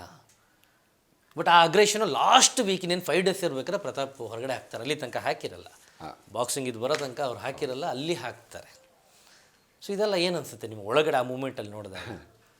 ನಾನು ಅದೇ ಹೇಳಿದ್ನಲ್ಲ ಸರ್, ಅಷ್ಟೊಂದು ಬುದ್ಧಿ ಉಪಯೋಗಿಸಿ ಅಷ್ಟೊಂದು ಪ್ಲಾಟಿಂಗ್ ಮಾಡೋದಕ್ಕೆ ನನಗೆ ಬರೋದಿಲ್ಲ. ನನಗೆ ಕೆಣಕಿದ್ರೆ ನಿಮ್ಗೆ ಗೊತ್ತಾಗ್ತಿತ್ತು ಎಲ್ಲ ಒಂದು ಕಡೆ ನಾನು ಟ್ರಿಗರ್ ಮಾಡ್ತಾ ಇದ್ದಾರೆ ಅಂದರೆ ನಾನು ಅದ್ರ ಬಗ್ಗೆ ಯೋಚನೆ ಮಾಡೋದಕ್ಕೆ ಹೋಗಲಿಲ್ಲ. ಅಂದರೆ ಇವ್ರು ಟ್ರಿಗರ್ ಮಾಡ್ತಿರೋದೇ ಇದಕ್ಕೆ ಅಥವಾ ಇನ್ನೊಂದಕ್ಕೆ ಮತ್ತೊಂದು ನೀವು ಹೇಳ್ತಾ ಇರೋದಕ್ಕೆ ನನಗೆ. ಯಾಕಂದ್ರೆ ನಾವು 1.5 ಗಂಟೆ ಎಪಿಸೋಡ್ ಇದನ್ನೇ ನೋಡಿದ್ದೀವಿ ಲಾಸ್ಟ್ ಒಂದು 3.5 months-ಇಂದ. ನಮ್ಗೆ ಹಾಗೆ ಅನಿಸಿದೆ ಅದು ಆ್ಯಕ್ಚುಲಿ. ನಾನು ಅಲ್ಲಿ ಒಂದು ಮನೆಯಲ್ಲಿ ನನ್ನ ಪ್ರತಿಸ್ಪರ್ಧಿಗಳು ಯಾರಿದ್ರು ಆ್ಯಂಡ್ ಕಾಂಟೆಸ್ಟೆಂಟ್ಸ್ ಯಾರಿದ್ರು ಅವ್ರವ್ರ ಗೇಮ್ ಆಡ್ತಿದ್ರು, ನಾನು ನನ್ನ ಗೇಮ್ ಆಡ್ತಿದ್ದೆ. ಗೇಮ್ ಅಂತ ಬಂದರೆ ಮೈಂಡ್ ಗೇಮ್ಸ್ ಅಲ್ಲ, ಟಾಸ್ಕ್ಗಳನ್ನಲ್ಲಿ ಕೊಟ್ಟಂಥ ಗೇಮ್ಗಳನ್ನ ಆಡ್ತಿದ್ದೆ. ಅದಕ್ಕೆ ಬೇಕಾದಂಥ ಸ್ಟ್ರಾಟಜಿಗಳು ಮಾಡ್ತಿದ್ದೆ. ಅಲ್ಲಿ ಜಗಳಗಳಾಗೋದು, ಅದು ಜೆನ್ಯೂನ್ ಆಗೋದು. ಅದನ್ನು ಏನಕ್ಕೆ ಟ್ರಿಗರ್ ಆಗಿ ಮಾಡ್ತಿದ್ರು ಅಥವಾ ಪ್ರವೋಕ್ ಮಾಡೋದಕ್ಕೆ ಮಾಡ್ತಿದ್ರೋ ಅದು ನನಗೆ ನಿಜವಾಗ್ಲೂ ಗೊತ್ತಿಲ್ಲ. ಬಟ್ ನನಗೆ ಯಾವಾಗ ಸರಿನಾ ತಪ್ಪು ಅಂತ ಇದ್ರು ಆವಾಗ ನಾನು ತಪ್ಪಲ್ಲ ಅದು ಸರಿ ಅನ್ನೋದಕ್ಕೆ ಜಗಳ ಆಡಿದ್ದೀನಿ. ಓಕೆ. ಯಾವಾಗ ತಪ್ಪು ಮಾಡಿದಾರೋ ಅದು ತಪ್ಪು ಅಂತ ಹೇಳೋದಕ್ಕೆ ಜಗಳ ಮಾಡಿದ್ದೀನಿ. ಯಾವಾಗ ಒಂದು ಪದಗಳು ಬೇಡದೇ ಇರೋ ಥರ ಮಾತಾಡಿದಾರೋ ಆವಾಗ ಜಗಳ ಮಾಡಿದ್ದೀನಿ. ಆ್ಯಂಡ್ ನಾನು ಮಾತಾಡೋ ರೀತಿ, ನಾನು ಬೆಳೆದು ಬಂದಿರೋ ಅಂಥ ರೀತಿನ ಯಾವಾಗ ಪ್ರಶ್ನೆ ಮಾಡಿದ್ರೋ ಅದಕ್ಕೆ ನಾನು ಮರುಪ್ರಶ್ನೆ ಮಾಡಿದ್ದೀನಿ, ಜಗಳ ಮಾಡಿದ್ದೀನಿ. ವಿನಯಣ್ಣ ವಿನಯಣ್ಣ ಅಂತ ಮಾತಾಡೋದು ಅವ್ರ ವ್ಯಕ್ತಿತ್ವ. ಕೊನೆಯಲ್ಲಿ ಯಾರ್ಯಾರು ಏನೇನು ಅನ್ನೋದು ಪ್ರತಿಯೊಬ್ಬರು ನೋಡಿದ್ದಾರೆ. ನನಗೆ ಯಾರೋ ಒಬ್ಬ ಹುಡುಗ ಬಂದು ಹಿಂಗೆ ಮಾತಾಡಬೇಕು, ಹಿಂಗಿರಬಾರ್ದು, ನೀವು ಹಿಂಗಿರಬೇಕು ಅಂತ ಹೇಳಿದಾಗ ಅವ್ರಿಗೋಸ್ಕರ ನಾನು ಚೇಂಜ್ ಆಗಬೇಕು ಅನ್ನೋದು ಏನಿಲ್ಲ. ಬಿಕಾಸ್ ಈ 35-38 years ನಾನು ಏನು ಹುಟ್ಟಿದಾಗಿಂದ ಮಾಡ್ಕೊಂಡು ಬಂದಿದ್ದೀನೋ ಅದು 100 ದಿನದಲ್ಲಿ ಯಾರೋ ಒಬ್ರು ಹೇಳಿದ್ರು ಅಂತ ಚೇಂಜ್ ಮಾಡ್ಕೊಳೋದಕ್ಕೆ ನಾನು ಆಗೋದಿಲ್ಲ. ಹೌದು, ಅದು ನನ್ನ ವ್ಯಕ್ತಿತ್ವ. ಅದು ಚೇಂಜ್ ಮಾಡ್ಕೊಂಡ್ರೆ ಮನೇಲಿರೋರು ಕೇಳ್ತಾರಲ್ಲ, ನನ್ನ ಗಂಡ ಇಷ್ಟು ದಿನ ಹೀಗಿರಲೇ ಇಲ್ವಲ್ಲ, ಎಕ್ಸಾಕ್ಟ್ಲಿ ಹೀಗಿರಲೇ ಇಲ್ವಲ್ಲ, ನನ್ನ ಫ್ರೆಂಡ್ ಹೀಗಿರಲೇ ಇಲ್ವಲ್ಲ. ತಪ್ಪಾಗತ್ತದು. ಅಂದರೆ ಇದು ವ್ಯಕ್ತಿತ್ವದ ಆಟ ಅಂತ ಬಂದಾಗ ವ್ಯಕ್ತಿತ್ವನೇ ಇಲ್ಲ ಅಂತಂದ್ಮೇಲೆ ಇನ್ನೇನು ಆಟ ಅದು. ಹೌದು. ಸೊ ನಾನು ಎಲ್ಲೂ ಬದಲಾಗೋದಕ್ಕೆ ಹೋಗಲಿಲ್ಲ. ಇನ್ಫ್ಯಾಕ್ಟ್ ಟ್ರೈ ಮಾಡಿದೆ ಒಂದು ಫ್ರೆಂಡ್ಶಿಪ್ ಬೆಳೆಸೋದಕ್ಕೆ. ಒಂದು ನನ್ನ ಕಡೆಯಿಂದ ಒಂದು 5 ಹೆಜ್ಜೆ ನಾನು ಹೋದೆ. ಸರಿ, ಕಿರ್ಚಾಡೋದು ಎಲ್ಲೋ ಬೇಜಾರಾಗ್ತಿರ್ಬೋದು, ಜನರಿಗೆ ನೋವಾಗ್ತಿರ್ಬೋದು. ಒಂದು ನಾರ್ಮಲಾಗಿ ಒಂದು ಏನು ನನ್ನ ಅಗೇನ್ಸ್ಟ್ ಅಂದ್ಕೊಂಡಿದ್ದಾರೆ, ಆಪೋನೆಂಟ್ ಅಂತ ಚೂಸ್ ಮಾಡಿದ್ದಾರೆ. ಆಪೋನೆಂಟ್ ಗೇಮ್ಸ್ನಲ್ಲಿ ಇಟ್ಕೊಳ್ಳೋಣ, ಮನೇಲಿ ನೆಮ್ಮದಿಯಾಗಿರೋಣ, ಚೆನ್ನಾಗಿರೋಣ ಮಾತಾಡಿಕೊಂಡು ಅಂತ ಒಂದು 5 ಹೆಜ್ಜೆ ಹೋದೆ. ಒಂದು 5 ಹೆಜ್ಜೆ ಬೇರೆಯವರು ಬಂದಿದ್ದರೆ ಅದು ಕಾಮ್ ಆ್ಯಂಡ್ ಕಂಪೋಸ್ಡ್ ಆಗಿ ಹೋಗಿರೋದು. ಯಾವಾಗ 5 ಹೆಜ್ಜೆಗೂ ಅವಮಾನ ಆಯಿತೋ, ಇಟ್ಸ್ ನಾಟ್ ವರ್ತ್ ಇಟ್ ಅಂದ್ಬಿಟ್ಟು ನನ್ನ ನೀತಿನಲ್ಲಿ ನಾನಿದ್ದೆ. ಆ್ಯಂಡ್ ಎಲ್ಲ ಒಂದು ಕಡೆ ನಾವು ನೋಡ್ತಾ ಇದ್ದಾಗ ಸಾಕಷ್ಟು ಕಡೆ ತುಂಬ ಕೋಪ ಬಂದರೂ ತಡ್ಕೊತೀರಾ, ಕಂಟ್ರೋಲ್ ಮಾಡ್ಕೊತೀರಾ, ಬೇಡಪ್ಪ ಅಂತ ಇಗ್ನೋರ್ ಮಾಡೋಕ್ಕೆ ಹೋಗ್ತೀರಾ ನೀವು. ಆ್ಯಂಡ್ ಇನ್ನೊಂದು ಕಡೆ ಎಲ್ಲೋ ಒಂದು ಕಡೆ ನಿಮಗೆ ಮನೆ ಒಳಗಡೆ ಏನು ನಡೀತಿದೆ ಅನ್ನೋದೊಂದು ಕ್ಲಾರಿಟಿ ಇರುತ್ತೆ ನಿಮಗೆ. ಯಾರು ಏನು ಮಾಡ್ತಿದ್ದಾರೆ, ಯಾರು ನನ್ನ ವಿರುದ್ಧ ಇದ್ದಾರೆ, ಯಾರು ನನ್ನ ಜೊತೆಲಿದ್ದಾರೆ ಅಂತಿದ್ದಾರೆ. ಕೋಪ ಇನ್ನೂ ಮಿತಿ ಮೀರಿದಾಗ ಮಗ ಮೂತಿ ಹೊಡಿತೀನಿ ಆ ಭಾಷೆಗಳು ಬಂದ್ಬಿಡುತ್ತೆ ನಿಮಗೆ. ಒಂದು ವೇಳೆ ಜಸ್ಟ್ ಇಮ್ಯಾಜಿನ್ ಬಿಗ್ ಬಾಸ್ ಮನೆಯೇ ಅಲ್ಲ ಅದು, ಹೊರಗಡೆ ಏನಾದರೂ ವಿನಯ್ ಹಿಂಗೆ ಕೆಣಕಿದ್ದಿದ್ರೆ ಪದೇ ಪದೇ. ಒಂದು ಕೈ ಎತ್ತೋ ಅಂಥ ಮನುಷ್ಯ ಅಲ್ಲ ನಾನು. ಯಾಕೆಂದರೆ ಪ್ರತಿಯೊಬ್ಬರಿಗೂ ಅವ್ರದ್ದೇ ಆದಂಥ ಒಂದು ಲಿಮಿಟ್ಸ್ ಇರುತ್ತೆ. ಆ ಫ್ರಸ್ಟ್ರೇಷನ್ನ ಮಾತಿನಲ್ಲಿ ತೆಗಿಬೋದೇ ಹೊರತು ಒಬ್ಬರ ಮೇಲೆ ಕೈ ಎತ್ತೋದು ಅದು ತಪ್ಪಾಗತ್ತೆ. ಹೊರಗಡೆ ಇದ್ದಿದ್ರೆ ಮಾತುಗಳು ಬೇರೆ ಥರ ಬಂದಿರ್ಬೋದೇ ಹೊರತು ಆ ಗಲಾಟೆಗಳಾಗಲಿ, ಜಗಳ ಆಗಲಿ, ಹೊಡೆದಾಟ ಆಗಲಿ ಅಲ್ಲಿ ತನಕ ಹೋಗ್ತಿರ್ಲಿಲ್ಲ. ಬಟ್ ಅರ್ಥ ಆಗುವಂಥ ರೀತಿಯಲ್ಲಿ, ಅರ್ಥ ಆಗುವಂಥ ಪದಗಳಲ್ಲಿ ಗ್ಯಾರಂಟಿ ಮಾತಾಡ್ತಿದ್ದೆ. ಸೂಪರ್. ಆ್ಯಂಡ್ ಬಿಗ್ ಬಾಸಲ್ಲಿ ನೀವು ಹೇಳ್ದಂಗೆ 2 ಟೀಮ್ ಇರುತ್ತೆ, ಒಂದು ಸಮರ್ಥರು ಇನ್ನೊಂದು ಅಸಮರ್ಥರು. ಅದು ಬಿಟ್ಟು ಇನ್ನು 2 ಟೀಮ್ ಇರುತ್ತೆ, ವಿನಯ್ ಲವರ್ಸು, ವಿನಯ್ ಹೇಟರ್ಸು ಅಂತ ಟೀಮ್ ಇರುತ್ತೆ. ಅದು ಫಸ್ಟ್ ದಿನದಿಂದ ವಿನಯ್ ಗ್ಯಾಂಗ್ ಅಂತ ಒಂದು ಬರುತ್ತೆ, ವಿನಯ್ ಎಗೇನೆಸ್ಟ್ ಗ್ಯಾಂಗ್ ಅಂತ ಬರುತ್ತೆ. ಆಡ್ತಾ ಆಡ್ತಾ ಬರ್ತಾ ಬರ್ತಾ ಕೊನೆಗೆ ಅಲ್ಲೇ ಆಪೋದನೆ ಬರುತ್ತೆ. ವಿನಯ್ ಜೊತೆಲಿದ್ದವರು ಒಬ್ಬೊಬ್ಬರಾಗಿ ಆಚೆ ಹೋಗ್ತಾರೆ ಅಂತ. ಕೊನೆಗೆ ವಿನಯ್ ಏಕಾಂಗಿಯಾಗಿ ಉಳಿದಿರ್ತಾರೆ. ಬಟ್ ಆದರೂ ಆ ಗ್ಯಾಂಗಿಗೆ ಒಂದು ನಂಬಿಕೆ ಇರುತ್ತೆ, ಇಲ್ಲ ಇವ್ರು ಹೋಗಿ ನಿಲ್ತಾರಲ್ಲಿ ಎತ್ಕೊಂಬರ್ತಾರೆ ಅಂತ. ಬಟ್ ಫೈನಲಿ ಅದು ಯಾವುದೂ ಆಗಿಲ್ಲ. ಬಟ್ ಮನೆ ಒಳಗಡೆ ಆ ಗ್ಯಾಂಗ್ ಅಂತ ಏನು ಬಂತು, ಒಳಗಿರೋರ ಅಭಿಪ್ರಾಯ, ಹೊರಗಡೆ ಇರೋರ ಅಭಿಪ್ರಾಯ? ಸರ್, ಗ್ಯಾಂಗ್ ಅಂತ ಎಲ್ಲ ಅಂತಾರೆ, ಗುಂಪು ಅಂತ ಅಂತಾರೆ. ವಿನಯ್ ಲವರ್ಸ್ ಅಂತಾರೆ, ವಿನಯ್ ಚಮಚಗಳು ಅಂತಾರೆ, ಬಕೆಟ್ ಹಿಡಿತಿದ್ರು ವಿನಯ್ಗೆ ಅಂತಾರೆ. ಅದರಿಂದ ಅವ್ರಿಗೇನು ಪ್ರಯೋಜನ ಸರ್? ಯಾರಿಗೂ ಏನು ಪ್ರಯೋಜನ ಆಗಲಿಲ್ಲ. ಬಂದಿರೋದೆಲ್ಲ ವಿನ್ ಆಗೋಕ್ಕೆ, ಇಂಡಿವಿಜುವಲ್ ಗೇಮ್ ಮಾಡೋದಕ್ಕೆ. ಇವತ್ತು ಏನು ಚಮಚಗಳಂತ ಕರೀತಾರೋ, ಬಕೆಟ್ ಅಂತ ಕರೀತಾರೋ, ಗುಂಪು ತಂಡ ಅಂತ ಕರೀತಾರೋ, ನಾವೆಲ್ಲ ಒಟ್ಟಿಗೆ ಇದ್ದೀವಿ, ಫ್ರೆಂಡ್ಸಾಗೇ ಇದ್ದೀವಿ. ಎಲ್ಲರ ಮುಖಗಳು ಬೆಳಗ್ಗೆ ಇದ್ದರೆ ಮತ್ತೆ ನಗ್ನಗ್ತಾ ನೋಡೋ ರೀತಿನಲ್ಲಿದ್ದೀವಿ. ಕರೆದವ್ರು ಇವತ್ತು ಯಾರು ಒಟ್ಟಿಗೆ ಇದ್ದಾರೆ ಅಥವಾ ಯಾರು ಖುಷಿಯಾಗಿ ಬೆಳಗ್ಗೆ ಎದ್ದಿದ ತಕ್ಷಣ ಒಬ್ರಿಗೊಬ್ರು ಗುಡ್ ಮಾರ್ನಿಂಗ್ ವಿಶ್ ಮಾಡ್ತಾರೆ ಅಥವಾ ಮುಖಗಳು ನೋಡೋ ಲೆವೆಲ್ಗಿದ್ದಾರೆ ಅಂತ ಎಲ್ಲರಿಗೂ ಗೊತ್ತು. ನಾನಲ್ಲಿ ಮಾಡಿದ್ದು, ನನಗೆ ನನ್ನ ಜೊತೆಯಲ್ಲಿ ಯಾರು ವೈಬ್ ಆಗ್ತಾರೋ ಅವ್ರ ಜೊತೆಯಲ್ಲಿ ಇದ್ದಿದ್ದು.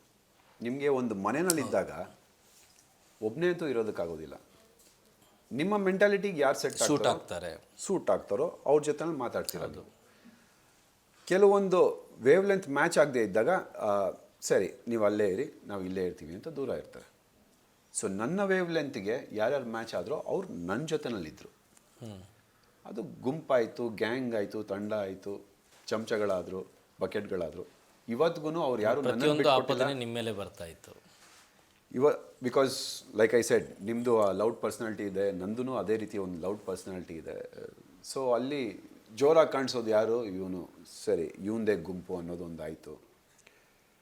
ಬಟ್ ಇವತ್ತಿಗೂ ಆ ಪದಗಳೆಲ್ಲ ಸೇರಿಸಿದ್ರು ನನ್ನ ತಲೆಯಲ್ಲಿ ಆ ಒಂದು ಗುಂಪಿಗೆ ಫ್ರೆಂಡ್ಶಿಪ್ ಅಂತಾರೆ. ಆ ಫ್ರೆಂಡ್ಶಿಪ್ ಇವತ್ತಲ್ಲ ಇನ್ಯಾವತ್ತಿಗೂ ಕಂಟಿನ್ಯೂ ಆಗುತ್ತೆ. ಲಾಸ್ಟ್ ಟೈಮ್ ನಾನು ನಮ್ರತ ಹತ್ರ ಮಾತಾಡಿದಾಗ ಅವರು ಇದನ್ನೇ ಮೆನ್ಷನ್ ಮಾಡ್ತಾಯಿದ್ರು, become A family friend, exactly meet ಮಾಡ್ತೀವಿ ಅನ್ನೋ ಥರ. ಆ್ಯಂಡ್ ಆ ಒಂದು ಇನ್ಸಿಡೆಂಟಲ್ಲಿ ನಿಮಗೆ ಬಿಗ್ ಬಾಸ್ ಮನೆ ಬೇಡ ಆಚೆ ಹೋಗಬೇಕು ಅನ್ಸ್ಬಿಡುತ್ತೆ ನಿಮಗೆ?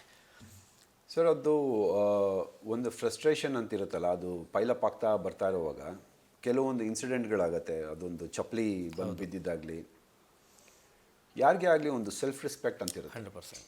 ಆ ಒಂದು ಗೆರೆನ ದಾಟಿದಾಗ ಇನ್ನಿಲ್ಲಿದ್ದು ಏನು ಪ್ರಯೋಜನ ಅನಿಸುತ್ತೆ. ನನ್ನ ವೈಫ್ಗೆ ಒಂದಷ್ಟು ಆಗಿರೋ ನೋವುಗಳು ಗೊತ್ತಾಗಿತ್ತು ಅದೇ ವಾರದಲ್ಲಿ. ಒಂದಷ್ಟು ಇನ್ಸಿಡೆಂಟ್ಗಳು, ಅಲ್ಲಿ ನಡೆದಂಥ ಇನ್ಸಿಡೆಂಟ್ಗಳು ಪೈಲಪ್ ಆಗ್ತಾ ಬಂತು. ಸೊ ಅದೆಲ್ಲ ಒಂದು ಸಲಿಗೆ ಆ ಇನ್ಸಿಡೆಂಟ್ ಯಾವಾಗ ಆಯಿತೋ ಆವಾಗ ಬ್ಲಾಸ್ಟ್ ಆಯಿತು. ಅದೇನಾದರೂ ನಾನು ನನ್ನ ಬಿಟ್ಟು ಬೇರೆ ಥರ ಮಾತಾಡಿದರೆ ಅಥವಾ ಆಡಿದರೆ ಅಲ್ಲಿ ಹೊಡೆದಾಟನೇ ಆಗಿರೋದು, ಗಲಾಟೆಗಳೇ ಆಗಿರೋದು. ಓಕೆ. ನಾನು ಯಾವತ್ತೂ ಅದನ್ನು ಮಾಡೋಕ್ಕೆ ಹೋಗಲಿಲ್ಲ. ಅದಕ್ಕೆ ಅಲ್ಲಿ ಇದ್ದರೆ ಏನಾದರೂ ತಪ್ಪಾಗಬಹುದು ಅಂತ ಅಂದ್ಬಿಟ್ಟು ನಾನು ಹೊರಗಡೆ ಬರ್ತೀನಿ, ಬಾಗಿಲು ತೆಗೀರಿ ಅಂತ ಹೇಳಿದ್ದು. ಬಟ್ ಇವತ್ತು ನೆನೆಸ್ಕೊಂಡ್ರೆ ಸಖತ್ ನಗು ಬರುತ್ತದು ಅಲ್ವಾ? ಅಂದರೆ ಸಾಕಷ್ಟು ಟ್ರೋಲ್ಗಳು ನೋಡಿದೆ, ಬಾಗಿಲು ತೆಗೀರೋ ಅನ್ನೋದನ್ನ ಒಂದು ಇಟ್ಕೊಟ್ಟು ತುಂಬ ಟ್ರೋಲ್ಗಳು ಮಾಡಿದ್ದಾರೆ. ಬಿಗ್ ಬಾಸ್ ಅಲ್ಲೇ ಒಂದು ಹಾಕಿದ್ರು ನಿಮ್ಗೆ ಸುದೀಪ್ ಸರ್ ಒಂದು ವೀಕೆಂಡಲ್ಲಿ. ತುಂಬ ಫನಿ ಅನಿಸುತ್ತೆ, ಖುಷಿ ಆಗುತ್ತೆ ಪ್ರತಿಯೊಂದು ಮೂಮೆಂಟ್ಸು. ಪರ್ಸ್ನಲಿ ಸುದೀಪ್ ಸರ್ ಅಂದರೆ ಅತಿಯಾದ ಗೌರವ ಇದೆ. ಆ್ಯಂಡ್ ನಾನು ಯಾರ ಮುಂದೆ ಎಷ್ಟೇ ಕಿರ್ಚಾಡಿದ್ರು ಕೂಗಾಡಿದ್ರು ಸುದೀಪ್ ಸರ್ ಅಂತ ಬಂದಾಗ ಆ ರೆಸ್ಪೆಕ್ಟ್ಗೆ ಆಟೋಮೆಟಿಕ್ಕಾಗಿ ತಲೆ ಬಗ್ಗತ್ತೆ. ನಾನು ಒಬ್ಬರೇ ಮಾವುತಾ ಇರೋದು, ಅದು ಸುದೀಪ್ ಸರ್. ಯಾರ್ಯಾರು ಆನೆಗಳು ಅಂದ್ಕೊಂಡು ಬಂದಿದ್ದಾರೋ ಅಥವಾ ಇನ್ನೊಂದು ಅಂದ್ಕೊಂಡು ಬಂದಿದ್ದಾರೋ ಅವ್ರನ್ನೆಲ್ಲ ಪಳಗಿಸಿರೋರು ಅವರೊಬ್ಬರೇ. ಯಾರು ಆ ಥರ ಟ್ರೋಲ್ ಮಾಡಿದಾರೋ ಅವ್ರ ಬಾಯಾರಿಕೆ ಎಲ್ಲ ನಿಜ ಆಗಲಿ, ಅದಷ್ಟು ಕಂಪ್ನಿಗಳು ನಿಜ ಆಗಲಿ, ಅದಷ್ಟು ಪ್ರಾವಿಜನ್ ಸ್ಟೋರ್ಸ್ ನಿಜ ಆಗಲಿ ಅಂತ ಬಯಸ್ತೀನಿ. And from the day one ಒಳಗಡೆ ಕಾಲಿಟ್ಟಾಗಿಂದ ತುಂಬ ಕಾನ್ಫಿಡೆಂಟ್ ಆಗಿದೆ, ನಾನು ಬಂದಿದೆ ಕಪ್ ಗೆಲ್ಲಕ್ಕೆ, ಕಪ್ ಗೆಲ್ತ್ಕೊಂಡು ಹೋಗ್ತೀನಿ ಅಂತ. 4 ಜನನ ಹಾಕಿ ರೊಟೇಟ್ ಮಾಡ್ತಾ ಇರಬೇಕಾದ್ರೆ when you are out, how shocking it was to you? Actually ನಾನು ಎಕ್ಸ್ಪೆಕ್ಟ್ ಮಾಡಿರಲಿಲ್ಲ ಆವಾಗ ಎಲಿಮಿನೇಟ್ ಆಗ್ತೀನಿ ಅಂತ. ಬಟ್ ಹೊರಗಡೆ ರೊಟೇಷನ್ ಸ್ಟಾಪ್ ಆಗಿ ಹೊರಗಡೆ ಬಂದು ಕಣ್ಣಿಗೆ ಪಟ್ಟಿ ಕಟ್ಟಿದಾಗ fine, it's over, let's see what's next ಅಂತ ಅಂದ್ಬಿಟ್ಟು ಹೊರಗಡೆ ಬಂದೆ ಅಷ್ಟೇ. ಅಂದರೆ ನಾನು ಗೆಲ್ಲಬೇಕಾಗಿತ್ತು ಅಂತ ಡೆವಿಸ್ಟೇಟ್ ಆಗಿದ್ದಾಗಲಿ, ಬ್ರೇಕ್ ಡೌನ್ ಆಗಿದ್ದಾಗಲಿ, not feel it. That is not your character again. ಇನ್ನು ಮುಗೀತು ನನ್ನ ಆಟ. ಒಂದು ರನ್ನಿಂಗ್ ರೇಸ್ ಓಡ್ತಾ ಇದ್ವಿ, ಈ ರೇಸ್ನಲ್ಲಿ ನನಗೆ ಲೈನ್ ಕ್ರಾಸ್ ಮಾಡೋದಕ್ಕೆ ಮುಂಚೆ ಬೇರೆಯವ್ರು ಕ್ರಾಸ್ ಮಾಡಿದ್ರು. So it's okay, there is next race ಅಂತ. ಬಟ್ ನಿಮ್ಗೆಲ್ಲ ಅನ್ಸುತ್ತಾರೆ ಈ ರೇಸಲ್ಲಿ ನಾನು ಲೈನ್ ಕ್ರಾಸ್ ಮಾಡೋಕ್ಕಿಂತ ಮುಂಚೆ ಇನ್ನೊಬ್ರು ಕ್ರಾಸ್ ಮಾಡಿದ್ರು ಅಂದರೆ ಅವರು ನಿಮಗಿಂತ ಫಿಟ್ ಆ ಪ್ಲೇಸಿಗೆ ಅನಿಸುತ್ತಾ ನಿಮಗೆ? ನಿಮ್ಗೆಲ್ಲ ಅನಿಸಿದೆ? ಯಾಕಂದರೆ ಫ್ರಮ್ ದ ಡೇ ಒನ್ನಿಂದ ಒಂದು ಕಡೆ ನನ್ನ ಕೈ ಇರುತ್ತೆ, ಇನ್ನೊಂದು ಕಡೆ ಕಾರ್ತಿಕ್ ಕೈ ಇರುತ್ತೆ ಅಂತೀರ. ಕಾರ್ತಿಕ್ ಕೈ ಎಲ್ಲೇ ಇತ್ತು, ಇನ್ನು ಈ ಕಡೆ ನಿಮ್ಮ ಮೇಲೆ ಇನ್ನಿಬ್ಬರಿದ್ರು. ಅವ್ರಿಗೆ ಕಂಪೇರ್ ಮಾಡಿದ್ರೆ ವಿನಯ್ ಸರ್, ಇದು ನಾವು ನಮ್ಮ ಸಾಮರ್ಥ್ಯದಿಂದ ಓಡೋ ರೇಸ್ ಆಗಿದ್ದಿದ್ರೆ ಆ ಲೈನ್ನ ಯಾವಾಗಲೂ ಕ್ರಾಸ್ ಮಾಡಿಬಿಡ್ತಿದ್ದೆ. ಇದು ಜನರು ನೋಡಿ ವೋಟ್ ಮಾಡಿ ಎಲ್ಲೂ ರಿಗ್ ಮಾಡ್ದಿರ ಜೆನ್ಯೂನ್ ಆಗಿ ಬರೋವಂಥ ವೋಟ್ಸಿಂದ ಆಗಿರೋವಂಥ ಒಂದು ಕಾಂಪಿಟೇಷನ್. ಆ ವೇದಿಕೆಗೆ ಒಂದು ಮರ್ಯಾದೆ ಇದೆ, ಅದನ್ನು ನಡೆಸ್ಕೊಡ್ತಾ ಇರೋ ಸುದೀಪ್ ಸರ್ಗೆ ಒಂದು ಮರ್ಯಾದೆ ಇದೆ. ಅದೆಲ್ಲೂ ಅಲ್ಲಿ ಹೆಚ್ಚು ಕಡಿಮೆ ಆಗೋದಕ್ಕೆ ಚಾನ್ಸ್ ಇಲ್ಲ. ಆ್ಯಂಡ್ ಜನರು ಕೊಟ್ಟಿರೋವಂಥ ಪ್ರೀತಿ ಕೋಟಿಗಟ್ಟಲೆ ಇದೆ ಅಲ್ಲಿ. ಆ ಲೈನ್ ಕ್ರಾಸ್ ಮಾಡಿದೆ, ಥರ್ಡ್ ರನ್ನರ್ ಅಪ್ ಆಗಿ ಮಾಡಿದೆ. ಬಟ್ ಆ ಥರ್ಡ್ ರನ್ನರ್ ಅಪ್ನಲ್ಲೂ ಕೋಟಿಗಟ್ಟಲೆ ವೋಟ್ಸ್ ಬಂದಿತ್ತಲ್ಲ, ಆ ಖುಷಿ ಇದೆ ನನಗೆ ಒಂದು.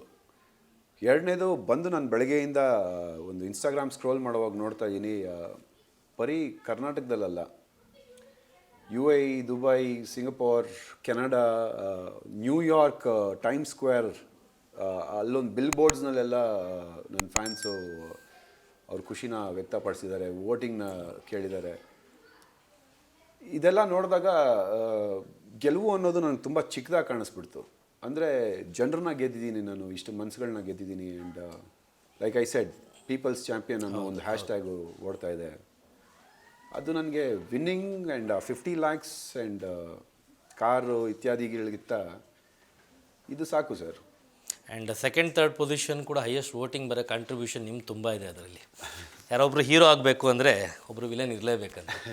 ಬಿಗ್ ಬಾಸ್ ಮೇಲೆ ತುಂಬ ಜನಕ್ಕೆ ವಿಲನ್ ಆಗಿ ಗೆಲ್ತಿದ್ದೀರಾ. ಆ್ಯಂಡ್ ಕೊನೆಯದಾಗಿ ನಿಮಗೆ ಬಿಗ್ ಬಾಸ್ ವಾರ ಪೂರ್ತಿ ಎಷ್ಟೇ ಗಲಾಟೆ ಇರಲಿ, ಏನೇ ಎಮೋಷನ್ಸ್ ಇರಲಿ, ಏನೇ ಇದ್ದರೂ ವೀಕೆಂಡ್ ಸುದೀಪ್ ಸರ್ ಬಂದಾಗ ಒಂದು ರಿಫ್ರೆಶ್ಮೆಂಟು, ಇನ್ನೊಂದು ಆ ವೀಕ್ ಫುಲ್ ನಿಮಗೆ ಎಷ್ಟೋ ಗೊತ್ತಾಗಲ್ಲ ಕೆಲವೊಂದು ಆ್ಯಂಗಲ್ಗಳು, ಅದನ್ನು ಅವ್ರು ನಿಮಗೆ ಇಂಡೈರೆಕ್ಟಾಗಿ ಒಂದು ಡಿಕೋಡ್ ಮಾಡ್ಕೊಳ್ಳಿ ಅಂತ ಬಿಟ್ಟು ಹೋಗೋರು. Exactly. How challenging it was ಅಂದರೆ ಅದು ಕುತ್ಕೊಂಡಾಗ ನಾವು ಆ ವೀಕೆಂಡ್ಗೆ ಇಡೀ ವೀಕ್ ಕಾಯ್ತಿದ್ವಿ. ಒಂದು ನನಗೆ ಪರ್ಸ್ನಲಿ ಸುದೀಪ್ ಸರ್ ಅಂದರೆ ಅತಿಯಾದ ಗೌರವ ಇದೆ. ಆ್ಯಂಡ್ ನಾನು ಯಾರ ಮುಂದೆ ಎಷ್ಟೇ ಕಿರ್ಚಾಡಿದ್ರು ಕೂಗಾಡಿದ್ರು ಸುದೀಪ್ ಸರ್ ಅಂತ ಬಂದಾಗ ಆ ರೆಸ್ಪೆಕ್ಟ್ಗೆ ಆಟೋಮೆಟಿಕ್ಕಾಗಿ ತಲೆ ಬಗ್ಗತ್ತೆ. ನಾನು ಸುದೀಪ್ ಸರ್ ಬಂದು ಹೇಳ್ತಾ ಇದ್ದಂಥ ಕಿವಿ ಮಾತುಗಳು, ಒಂದು ಕೊಡ್ತಾ ಇದ್ದಂಥ ಎಚ್ಚರಿಕೆಗಳು, ಫಸ್ಟ್ ಆ ಬಳೆ ವಿಚಾರ ಆದಾಗಲೇ ಒಂದು ಆನೆ ಅಂತ ಒಂದು ಕೊಟ್ಟಿರ್ತಾರೆ, ಆ ನೆಕ್ಸ್ಟ್ ವೀಕೇ ಆ ಥರ ಒಂದು ಇನ್ಸಿಡೆಂಟ್ ಆದಾಗ ಅದಕ್ಕೂ ಎಲ್ಲೋ ಒಂದು ಕಡೆ ಕಾರಣ, ಮನೆಯಲ್ಲಿ ಒಂದು ಆನೆ ಇದೆ ಅಂತಂದಿದ ತಕ್ಷಣ ಎಲ್ಲರಿಗೂ ಅದು ಟಾರ್ಗೆಟ್ ಆಗುತ್ತೆ. ಹೌದು, ಟಾರ್ಗೆಟಿಗೆ ಬಿದ್ದೆ. But it was competition end of the day. ಎಲ್ಲರೂ ಅಲ್ಲಿ ಗೆಲ್ಲೋದಕ್ಕೆ ಬಂದಿರೋದು. ಸೊ ಆ ಬಾಟಮ್ ಟೂಗೆ ಬಂದಾಗ ಹೇಳಿದಂಥ ಮಾತುಗಳು ಎಲ್ಲ ನನಗೆ ತುಂಬ ಹೆಲ್ಪ್ ಆಗಿದೆ ಈ ರೇಸಲ್ಲಿ. ಪ್ರತಿ ವಾರ ಬಂದು ಅವರು ಏನೇನು ಹೇಳ್ತಿದ್ರು, ಕೆಲವೊಂದು ವಾರ nothing to say, you know your play, you know your game ಅಂತ ಹೇಳಿದ್ದಾರೆ, ಖುಷಿಯಾಗಿದೆ. ಯಾವಾಗ ತಿದ್ದಿ ಬುದ್ಧಿ ಹೇಳಿದಾರೋ ಅದನ್ನು ತಿಳ್ಕೊಂಡು ನೀವು ಹೇಳ್ದಂಗೆ ಡಿಕೋಡ್ ಮಾಡಿಕೊಂಡು ನನ್ನ ಗೇಮ್ಗಳನ್ನ ನಾನು ಆಡಿದ್ದೀನಿ. ಬಟ್ ಎಲ್ಲೂ ನನ್ನ ವ್ಯಕ್ತಿತ್ವನ ಬಿಟ್ಕೊಟ್ಟಿಲ್ಲ ಆ್ಯಂಡ್ ನನ್ನ ಗೇಮ್ನ ಬಿಟ್ಕೊಟ್ಟಿಲ್ಲ. ನಾನು ಆನೆ ಅಂತ ಪಟ್ಟ ಕೊಟ್ಟ ಮೇಲೆ ಪ್ರತಿ ವಾರ ಒಬ್ಬೊಬ್ಬರು ಮಾವುತ ರೆಡಿ ಆಗ್ತಾಯಿದ್ರು ಆನೆಯನ್ನು ಬೀಳ್ಸೋಕ್ಕೆ. ಆ್ಯಕ್ಚುಲಿ ಕಾರ್ತಿಕ್ ಬರ್ತಾರೆ ಫಸ್ಟು, ಅವಿನಾಶ್ ಆಗ್ತಾರೆ, ಆಮೇಲೆ ಕೊನೆಯಲ್ಲಿ ಮಾವುತ ಅಂದ್ಬಿಟ್ಟು ನಮ್ಮ ಯಾರು ಪ್ರತಾಪ್ನ ಹೇಳ್ತಾರೆ. ಸೊ ನಿಮ್ಮ ಪ್ರಕಾರ ಯಾರು ಮಾವುತ ಆಗ್ತಾರೆ ಸರ್? ಅಲ್ಲಿ ಇದ್ಕೊಂಡು 112 ದಿನ ನಾನು ಆಡಿದ್ದೀನಿ, 24/7 ಆಡಿದ್ದೀನಿ. ನನ್ನ ಮೈಂಡ್ ಸೆಟ್ನಲ್ಲಿ ನನಗೆ ಗೊತ್ತು ಅಲ್ಲಿ ಯಾರು ಮಾವುತ ಅಂತ. ನೋಡಿದವ್ರು ನೀವು, ನಿಮ್ಗೊಂದು ಸಣ್ಣ ಪ್ರಶ್ನೆ, ನಿಮ್ಗೆ ಯಾರಾದರೂ ಮಾವುತ ಅಲ್ಲಿ ಆದರೂ ನನ್ನನ್ನು ಪಳಗಿಸೋರು ಅನ್ಸುತ್ತಾ ನಿಮಗೆ? ಅಂದರೆ ತುಂಬ ಚಾಲೆಂಜಿಂಗು ಆಗಿತ್ತು. ಬಟ್ ಏನಂತಂದರೆ ನೀವು ಫಿಸಿಕಲಿ ಹೇಗೆ ಆಡಿದ್ರು ಅದೇ ಥರ ನಿಮ್ಮ ಎದುರುಗಡೆ ನಿಮ್ಗೆ ಸ್ವಲ್ಪ ಓಡ್ ತೊಗೊಂಡು ಮೇಲೆ ನಿಂತಿರೋನೊಬ್ಬರು ಪ್ರತಾಪ್ ಅವರೇ ಮೆಂಟಲಿ ತುಂಬ ಚೆನ್ನಾಗಿ ನಿಮ್ಮನ್ನ ಪಳಗಿಸಿದ್ರು ಅಂದ್ಕೊಂಡೆ. ಅಂದರೆ ಎಲ್ಲೋ ಒಂದು ಕಡೆ ಎಲ್ಲಿ ಇವ್ರನ್ನ ಟ್ರಿಗರ್ ಮಾಡಬೇಕು, ಎಲ್ಲಿ ಇವ್ರ ಹತ್ರ ಹೇಗಿರಬೇಕು ಅನ್ನೋದು ಅವ್ರಿಗೆ ಅನಿಸಿತ್ತು ಅನಿಸುತ್ತೆ ನಮಗೆ. ಬಟ್ ನಿಮಗೆ ಯಾರು ಅನಿಸಿದ್ರು ಗೊತ್ತಿಲ್ಲ ನನಗೆ. ಬಿಗ್ ಬಾಸ್ನಲ್ಲಿ ಒಬ್ಬರೇ ಮಾವುತ ಇರೋದು, ಅದು ಸುದೀಪ್ ಸರ್. ಓಕೆ. ಎಂಥ ಆನೇನು ಬೇಕಾದರೂ ಪಳಗಿಸ್ತಾರೆ ಅವರು. ಅಲ್ಲ, ಹೆಬ್ಬುಲಿ ಅಂತಲೇ ಇದೆ ಅಲ್ಲಿ. ಅವರು ಒಬ್ಬರ ಕೈನಲ್ಲೇ ಆಗೋದು. ಈ 10 ವರ್ಷ ಯಾರ್ಯಾರು ಆನೆಗಳು ಅಂದ್ಕೊಂಡು ಬಂದಿದ್ದಾರೋ ಅಥವಾ ಇನ್ನೊಂದು ಅಂದ್ಕೊಂಡು ಬಂದಿದ್ದಾರೋ ಅವ್ರನ್ನೆಲ್ಲ ಪಳಗಿಸಿರೋರು ಅವರೊಬ್ಬರೇ. ಅವ್ರನ್ನ ಬಿಟ್ಟರೆ ಯಾರೂ ಇಲ್ಲ ಮಾವುತ ಅಂತ. ಆ್ಯಂಡ್ ನನ್ನನ್ನು ಯಾರೂ ಪಳಗ್ಸೋದಕ್ಕೆ ಆಗ್ತಾನೂ ಇರಲಿಲ್ಲ ಅವ್ರನ್ನ ಬಿಟ್ಟರೆ. Very nice. What future plans? Bigg ಬಾಸ್ನ ಆಚೆ ಬಂದಿದ್ದೀರಾ, ಫ್ಯೂಚರ್ ಪ್ಲ್ಯಾನ್ ಎಲ್ಲ ಜನಗಳು ಸೇರಿಕೊಂಡು ಒಂದು ವಿಲನ್ ಅಂತ ಪಟ್ಟ ಕೊಟ್ಟಿದ್ದಾರೆ, ಬಟ್ ಪ್ರೀತಿಯಿಂದ ಕೊಟ್ಟಿದ್ದಾರೆ. You like it or not? ನಿಮಗೆ ಹೀರೋ ಇಷ್ಟನಾ ವಿಲನ್ ಇಷ್ಟ? I love it. ನಾನು ವಿಲನ್ನೇ ಸರ್. ಯಾರು ಎಷ್ಟೇ ಹೀರೋ ಅಂತ ಅಂದ್ಕೊಂಡ್ರು ಆ ಹೀರೋ ಆಗೋದಕ್ಕೆ ಒಬ್ಬ ಆಪೋಸಿಟ್ನಲ್ಲಿ ವಿಲನ್ ಇರಲೇಬೇಕು. ವಿಲನ್ ಎಷ್ಟು ಸ್ಟ್ರಾಂಗ್ ಆಗಿರ್ತಾರೋ ಅದ್ರ ಮೇಲೆ ಹೀರೋ ಸ್ಟ್ರಾಂಗ್, ಅದ್ರ ಮೇಲೆ ವಿಲನ್ ಇದು ಹೀರೋ ಸ್ಟ್ರಾಂಗ್ ಆಗಿ ಕಾಣಿಸೋದು. ಸೊ ಹೀರೋಗಳಾಗಲಿ ಬಿಡಿ, ನಾವು ವಿಲನ್ ಆಗಿ ಇರೋಣ. ಸಿನಿಮಾನ ಸೀರಿಯಲ್ಲ? ಸಿನಿಮಾ. ಫ್ಯೂಚರ್ ಡೈರೆಕ್ಷನ್ ಏನಾದರೂ ಪ್ಲ್ಯಾನ್ ಇದೆಯಾ ಅಥವಾ ಬರೀ ಆ್ಯಕ್ಟಿಂಗಾ? ನಮ್ಮ ಮನೆಯಲ್ಲಿ ಡೈರೆಕ್ಟರ್ ಇದ್ದಾರೆ, ನಮ್ಮ ಮನೆಯಲ್ಲಿ ಸಾಕಷ್ಟು ಆ್ಯಕ್ಟರ್ಗಳಿದ್ದಾರೆ. ನನ್ನ ಕೋ ಬ್ರದರ್ ಡೈರೆಕ್ಟರು, ಮಲಯಾಳಂ ಮೂವೀಸ್ ಎಲ್ಲ ಮಾಡ್ತಾ ಇದ್ದಾರೆ. ಸದ್ಯಕ್ಕೆ ನಾನು ಆ್ಯಕ್ಟಿಂಗ್ ಮಾಡೋಣ ಅಂತ ಆ್ಯಂಡ್ ನಮ್ಮ ಕನ್ನಡ ಸಿನಿಮಾಗಳನ್ನ ಪ್ಯಾನ್ ಇಂಡಿಯಾ ಮೆರೆಸೋಣ ಅಂತಿದ್ದೀನಿ ವಿಲನ್ ಆಗಿ. ಓಕೆ. ಲಾಸ್ಟ್ ಕೊನೆಯದಾಗಿ ಮುಗಿಸೋಕ್ಕಿಂತ ಮುಂಚೆ ಬಿಗ್ ಬಾಸ್ ಟೋಟಲ್ ಜರ್ನಿನ ಒಂದ್ಸಲ ರೀಕಾಲ್ ಮಾಡಿಕೊಂಡ್ರೆ ನಿಮಗೆ ಒನ್ ವರ್ಡಲ್ಲಿ ಹೇಳಬೇಕು ಅಂದರೆ ಏನು ಅನಿಸುತ್ತೆ ನಿಮಗೆ? ಎಕ್ಸ್ಪೀರಿಯನ್ಸ್. ಯಾ, ಟೋಟಲ್ ಲೈಫ್ ಎಕ್ಸ್ಪೀರಿಯನ್ಸ್ 100 ಡೇಸ್ನಲ್ಲಿ ಆಯಿತು. ಎಲ್ಲೆಲ್ಲಿ ಹೇಗೆ ಇರಬೇಕು ಲೈಫಲ್ಲಿ ಅನ್ನೋದು ಬಿಗ್ ಬಾಸ್ ಕಲಿಸ್ತು. ಎಲ್ಲೂ ಮುಚ್ಚಿಟ್ಟು ಬಚ್ಚಿಟ್ಟು ಒಂದು ತಪ್ಪುಗಳನ್ನ ಆಡ್ದಿರ ಮಾತಾಡ್ದಿರ ಇರಬಾರ್ದು ಅನ್ನೋದು ಕಲಿಸ್ತು. ಎಲ್ಲೇ ತಪ್ಪಾದರೂ ಆ ಮೂಮೆಂಟ್ನಲ್ಲೇ ಎತ್ತಿ ಹಿಡಿದು ತಪ್ಪು ಮಾಡ್ತಿದ್ಯಾ ಅಂತ ಹೇಳಿ ಅದನ್ನು ತಿದ್ದಬೇಕು ಅನ್ನೋದು ಬಿಗ್ ಬಾಸ್ ಕಲಿಸಿದೆ. ಧೈರ್ಯ ಕೊಟ್ಟಿದೆ. ಲೈಫಲ್ಲಿ ಇನ್ನು ಮುಂದೆ ಇಷ್ಟು ದಿನ ನನ್ನ ಎಪಿಸೋಡ್ಸ್ ನೋಡಿರೋವಂಥ ವ್ಯಕ್ತಿರು ಯಾರೂ ನನ್ನ ಮುಂದೆ ಬಂದು ಸುಳ್ಳಂತೂ ಹೇಳೋದಿಲ್ಲ ಅಂತ ನಾನು ನಂಬಿದ್ದೀನಿ. ಬಿಕಾಸ್ ಸುಳ್ಳು ಹೇಳಿದ್ರೆ ಅದನ್ನು ಗೊತ್ತಾಗ್ಬಿಡುತ್ತೆ. ಎಕ್ಸಾಕ್ಟ್ಲಿ. ಸೊ ಆ ಒಂದು ಮೆಂಟಾಲಿಟಿ ನನಗೆ ಬಿಗ್ ಬಾಸ್ ಕೊಟ್ಟಿದೆ. ಆ್ಯಂಡ್ ಕೆಲವೊಂದು ಕಂಟೆಸ್ಟೆಂಟ್ ಬಗ್ಗೆ ಒನ್ ವರ್ಡಲ್ಲಿ ಆನ್ಸರ್ ಮಾಡಬೇಕು ಅಂತ ಅಂದರೆ ಕಾರ್ತಿಕ್. ಗೆಳೆಯ. ಸಂಗೀತ. ಕಾಂಪಿಟೇಟರ್. ಪ್ರತಾಪ್. ಮುಂಚೆನೂ ಹೇಳಿದೆ, ಇನ್ಫ್ಯಾಕ್ಟ್ ಸೈಂಟಿಸ್ಟ್ಗಿಂತ is a very good actor. ನಮ್ಮ ಇಂಡಸ್ಟ್ರಿಗೆ ಬರಬೇಕು ಅವರು, ಆ್ಯಕ್ಟಿಂಗ್ ಫೀಲ್ಡ್ನಲ್ಲಿ ಮುಂದುವರಿಬೇಕು ಅವರು. ವರ್ತೂರ್ ಸಂತೋಷ್. ಗೋವಂತ ಮನಸ್ಸಿರೋರು, ಹಸುವಷ್ಟು ಹಾಲಷ್ಟೇ ಪ್ಯೂರ್ ಅವರು. ತುಕಾಲಿ ಸಂತೋಷ್. Best comedian. ಅವ್ರು ಏನೇ ಮಾತಾಡಿದ್ರು, ಹಿಂದೆ ಮಾತಾಡಿದ್ರು, ಮುಂದೆ ಮಾತಾಡಿದ್ರು, it's just for the game. Game ಮುಗೀತು. But as a person, as a comedian, he is a very good gift to our industry. Tanisha. ಬೆಂಕಿ. ಮೈಕಲ್. ನೈಜೀರಿಯನ್ ಆನೆ, ನನ್ನ ಜೊತೆ ಗುದ್ದಾಡಿದಂಥ ಒಂದು ನೈಜೀರಿಯನ್ ಆನೆ, ಬೆಸ್ಟ್ ಫ್ರೆಂಡ್. ನಮ್ಮಪ್ಪ ಮೈಕಲ್ ಅಂತ ಹೇಳಿದ್ದೀನಿ. And very soon to be my business partner. Oh, cool. ಕೊನೆಯದಾಗಿ ನಮ್ರತ. ನನ್ನ ತಂಗಿ. Female version of Vinay Gowda ಅಂತ ಹೇಳ್ಬೋದು. ಬಟ್ ಅಪ್ರೋಚ್ ಅಗ್ರೆಸಿವ್ ಇಲ್ಲ, ಕಾಮ್ ಆ್ಯಂಡ್ ಕಂಪೋಸ್ಡ್ ಆಗಿದೆ. ಸೊ ಮುಗಿಸೋಣ ಅಂದ್ಕೊಂಡೆ, ಬಟ್ ನೀವೊಂದು ಕ್ಲೂ ಕೊಟ್ರಿ ಈಗ ನನ್ನ ಬಿಸ್ನೆಸ್ ಪಾರ್ಟ್ನರ್ ಅಂತ ಅಂದರೆ ಅದಕ್ಕೆ ಕೇಳ್ತಾ ಇದ್ದೀನಿ. ಬಿಗ್ ಬಾಸ್ ಮನೇಲಿದ್ದಾಗ ಒಂದು 35 ಕಂಪ್ನಿ ಇದೆ ಅಂತ ನಂಗೆ ಹೇಳ್ತೀರಾ ಯಾವುದೋ ಜೋಶಿಯಲ್ಲಿ, ಅದು ತುಂಬ ದೊಡ್ಡ ಮಟ್ಟಕ್ಕೆ ಟ್ರೋಲ್ ಆಗೋಗ್ಬಿಡುತ್ತೆ ನೀವು. ಹೌದಾ? ಭಯಂಕರ ತುಂಬ ಆಗುತ್ತೆ. ಅದರಿಂದನೇ ಮೋಸ್ಟ್ ನಿಮ್ಮ ವೈಫರ್ಗೂ ಸಾಕಷ್ಟು ಕಾಲ್ಗಳು ಬಂದಿರುತ್ತೆ, ಅದು ಇದು ಅಂತ. ವಿನಯ್ ಗೌಡ ಪ್ರಾವಿಷನ್ ಸ್ಟೋರು, ವಿನಯ್ ಗೌಡ ಅದು ಅಂದ್ಕೊಂಡೆಲ್ಲ ಹಾಕೊಂಡು ಮಾಡಿರ್ತಾರೆ. ಏನಕ್ಕೆ ಇದು ಬಂತು ನಿಮ್ಮ ಇದರಲ್ಲಿ? ಯಾವ ಒಂದು ಫ್ಲೋ ಅದು ಕೋಪದಲ್ಲಿ? ಪ್ರತಿಯೊಂದು ಮಾತಲ್ಲೂ ಅಂದರೆ ಒಂದು ಆಟದಲ್ಲಿ ಇದ್ದೀರಾ ಅಂತಂದರೆ, ಇವಾಗ ನೀವೊಂದು ಫಾರ್ ಎಕ್ಸಾಂಪಲ್ ಕ್ರಿಕೆಟ್ ಆಡ್ತಿದ್ದೀರಾ ಅಂದಾಗ, ಕ್ರಿಕೆಟ್ ಬೌಂಡ್ರೀಸ್ನಲ್ಲಿರೋದು ಒಂದು 6, 4, wide, no ball, hit wicket, LBW ಇದ್ರ ಬಗ್ಗೆ ಮಾತಾಡಬೇಕು. ಅದನ್ನು ಬಿಟ್ಬಿಟ್ಟು ನೀವು ಫುಟ್ಬಾಲ್ ಬಗ್ಗೆ, ವಾಲಿಬಾಲ್ ಬಗ್ಗೆ, ಥ್ರೋಬಾಲ್ ಬಗ್ಗೆ ಮಾತಾಡಿದಾಗ ಇಲ್ಲಿರೋ 34 ರೂಲ್ಸ್ ಬಗ್ಗೆ ಮಾತಾಡು, ಅದನ್ನು ಬಿಟ್ಬಿಟ್ಟು ಬೇರೆ ರೂಲ್ಸ್ ಬಗ್ಗೆ ಮಾತಾಡಬೇಡ ಅನ್ನೋ ಒಂದು ಕಾಂಟೆಂಟ್ನಲ್ಲಿ ಹೇಳಿದ್ದು. ಪ್ರತಿಯೊಂದು ಮಾತಿನಲ್ಲೂ ನಂದೊಂದು ಸ್ಟಾರ್ಟಪ್ ಇದೆ, ನಾನೊಂದು ಸಣ್ಣ ಬಿಸ್ನೆಸ್ ಶುರು ಮಾಡಿದ್ದೀನಿ, ಅದಕ್ಕೆ ಇನ್ವೆಸ್ಟ್ಮೆಂಟ್. ಇಲ್ಲಿ ಬಂದಿರೋದು ಏನು? ಕಳಪೆ ಉತ್ತಮ ಕೊಡೋದಕ್ಕೆ. ಕಳಪೆ ಯಾರು ಅದನ್ನು ಹೇಳು, ಉತ್ತಮ ಯಾರು ಅದನ್ನು ಹೇಳು, ಹೋಗ್ತಾ ಇರು. ಅದನ್ನು ಬಿಟ್ಟು ನಿನ್ನ ಹಿಸ್ಟ್ರಿ, ನಿನ್ನದು ಜಾಗ್ರಫಿ ಯಾರೂ ಕೇಳಿಲ್ಲ. ಹಿಸ್ಟ್ರಿ ಜಾಗ್ರಫಿ ಹೇಳಿದಾಗ ಆ ಥರ 35 ಕಂಪ್ನಿ ನಂದು ಇದೆ, ಬಂದಿರೋ ವಿಷಯ ಹೇಳು ಅಂತ ಆ ರೀತಿ ಹೇಳಿರೋ ಮಾತು. ಪ್ರಾವಿಷನ್ಸ್ ಯಾರ್ಯಾರು ಆ ಥರ ಟ್ರೋಲ್ ಮಾಡಿದಾರೋ, ಯಾರ್ಯಾರು ಆ ಥರ ಟ್ರೋಲ್ ಮಾಡಿದಾರೋ ಅವ್ರ ಬಾಯಾರಿಕೆ ಎಲ್ಲ ನಿಜ ಆಗಲಿ, ಆದಷ್ಟು ಕಂಪ್ನಿಗಳು ನಿಜ ಆಗಲಿ, ಆದಷ್ಟು ಪ್ರಾವಿಷನ್ ಸ್ಟೋರ್ಸ್ ನಿಜ ಆಗಲಿ ಅಂತ ಬಯಸ್ತೀನಿ ನಾನು. 35 ಹೋಗಿ 350 ಆಗಲಿ, 350 ವಿನಯ್ ಕೋಆಪರೇಟಿವ್ ಕಂಪ್ನಿ ದೊಡ್ಡದಾಗಿ ಬೆಳೀಲಿ. Actually thank you sir, thank you. All the best Vinay, ನಿಮ್ಮ thanks for your time. Thank you so much and I loved your confidence. Thank you, thank you so much. Yes ವೀಕ್ಷಕರೇ, ಇದಾಗಿತ್ತು ಇವತ್ತಿನ ವಿಶೇಷ. ವಿನಯ್ ಗೌಡ ಅವರ ಮಾತುಗಳನ್ನ ಕೇಳಿಸ್ಕೊಂಡ್ರಿ. ನೋಡ್ತಾ ಇರಿ ಸ್ಪೀಡ್ ಪ್ಲಸ್ ಕರ್ನಾಟಕ, ನಿಮ್ಮಿಂದ ನಿಮಗಾಗಿ ನಿಮಗೋಸ್ಕರ. ಮತ್ತೆ ಸಿಗ್ತೀನಿ, ನಮಸ್ಕಾರ. Speed plus Karnataka.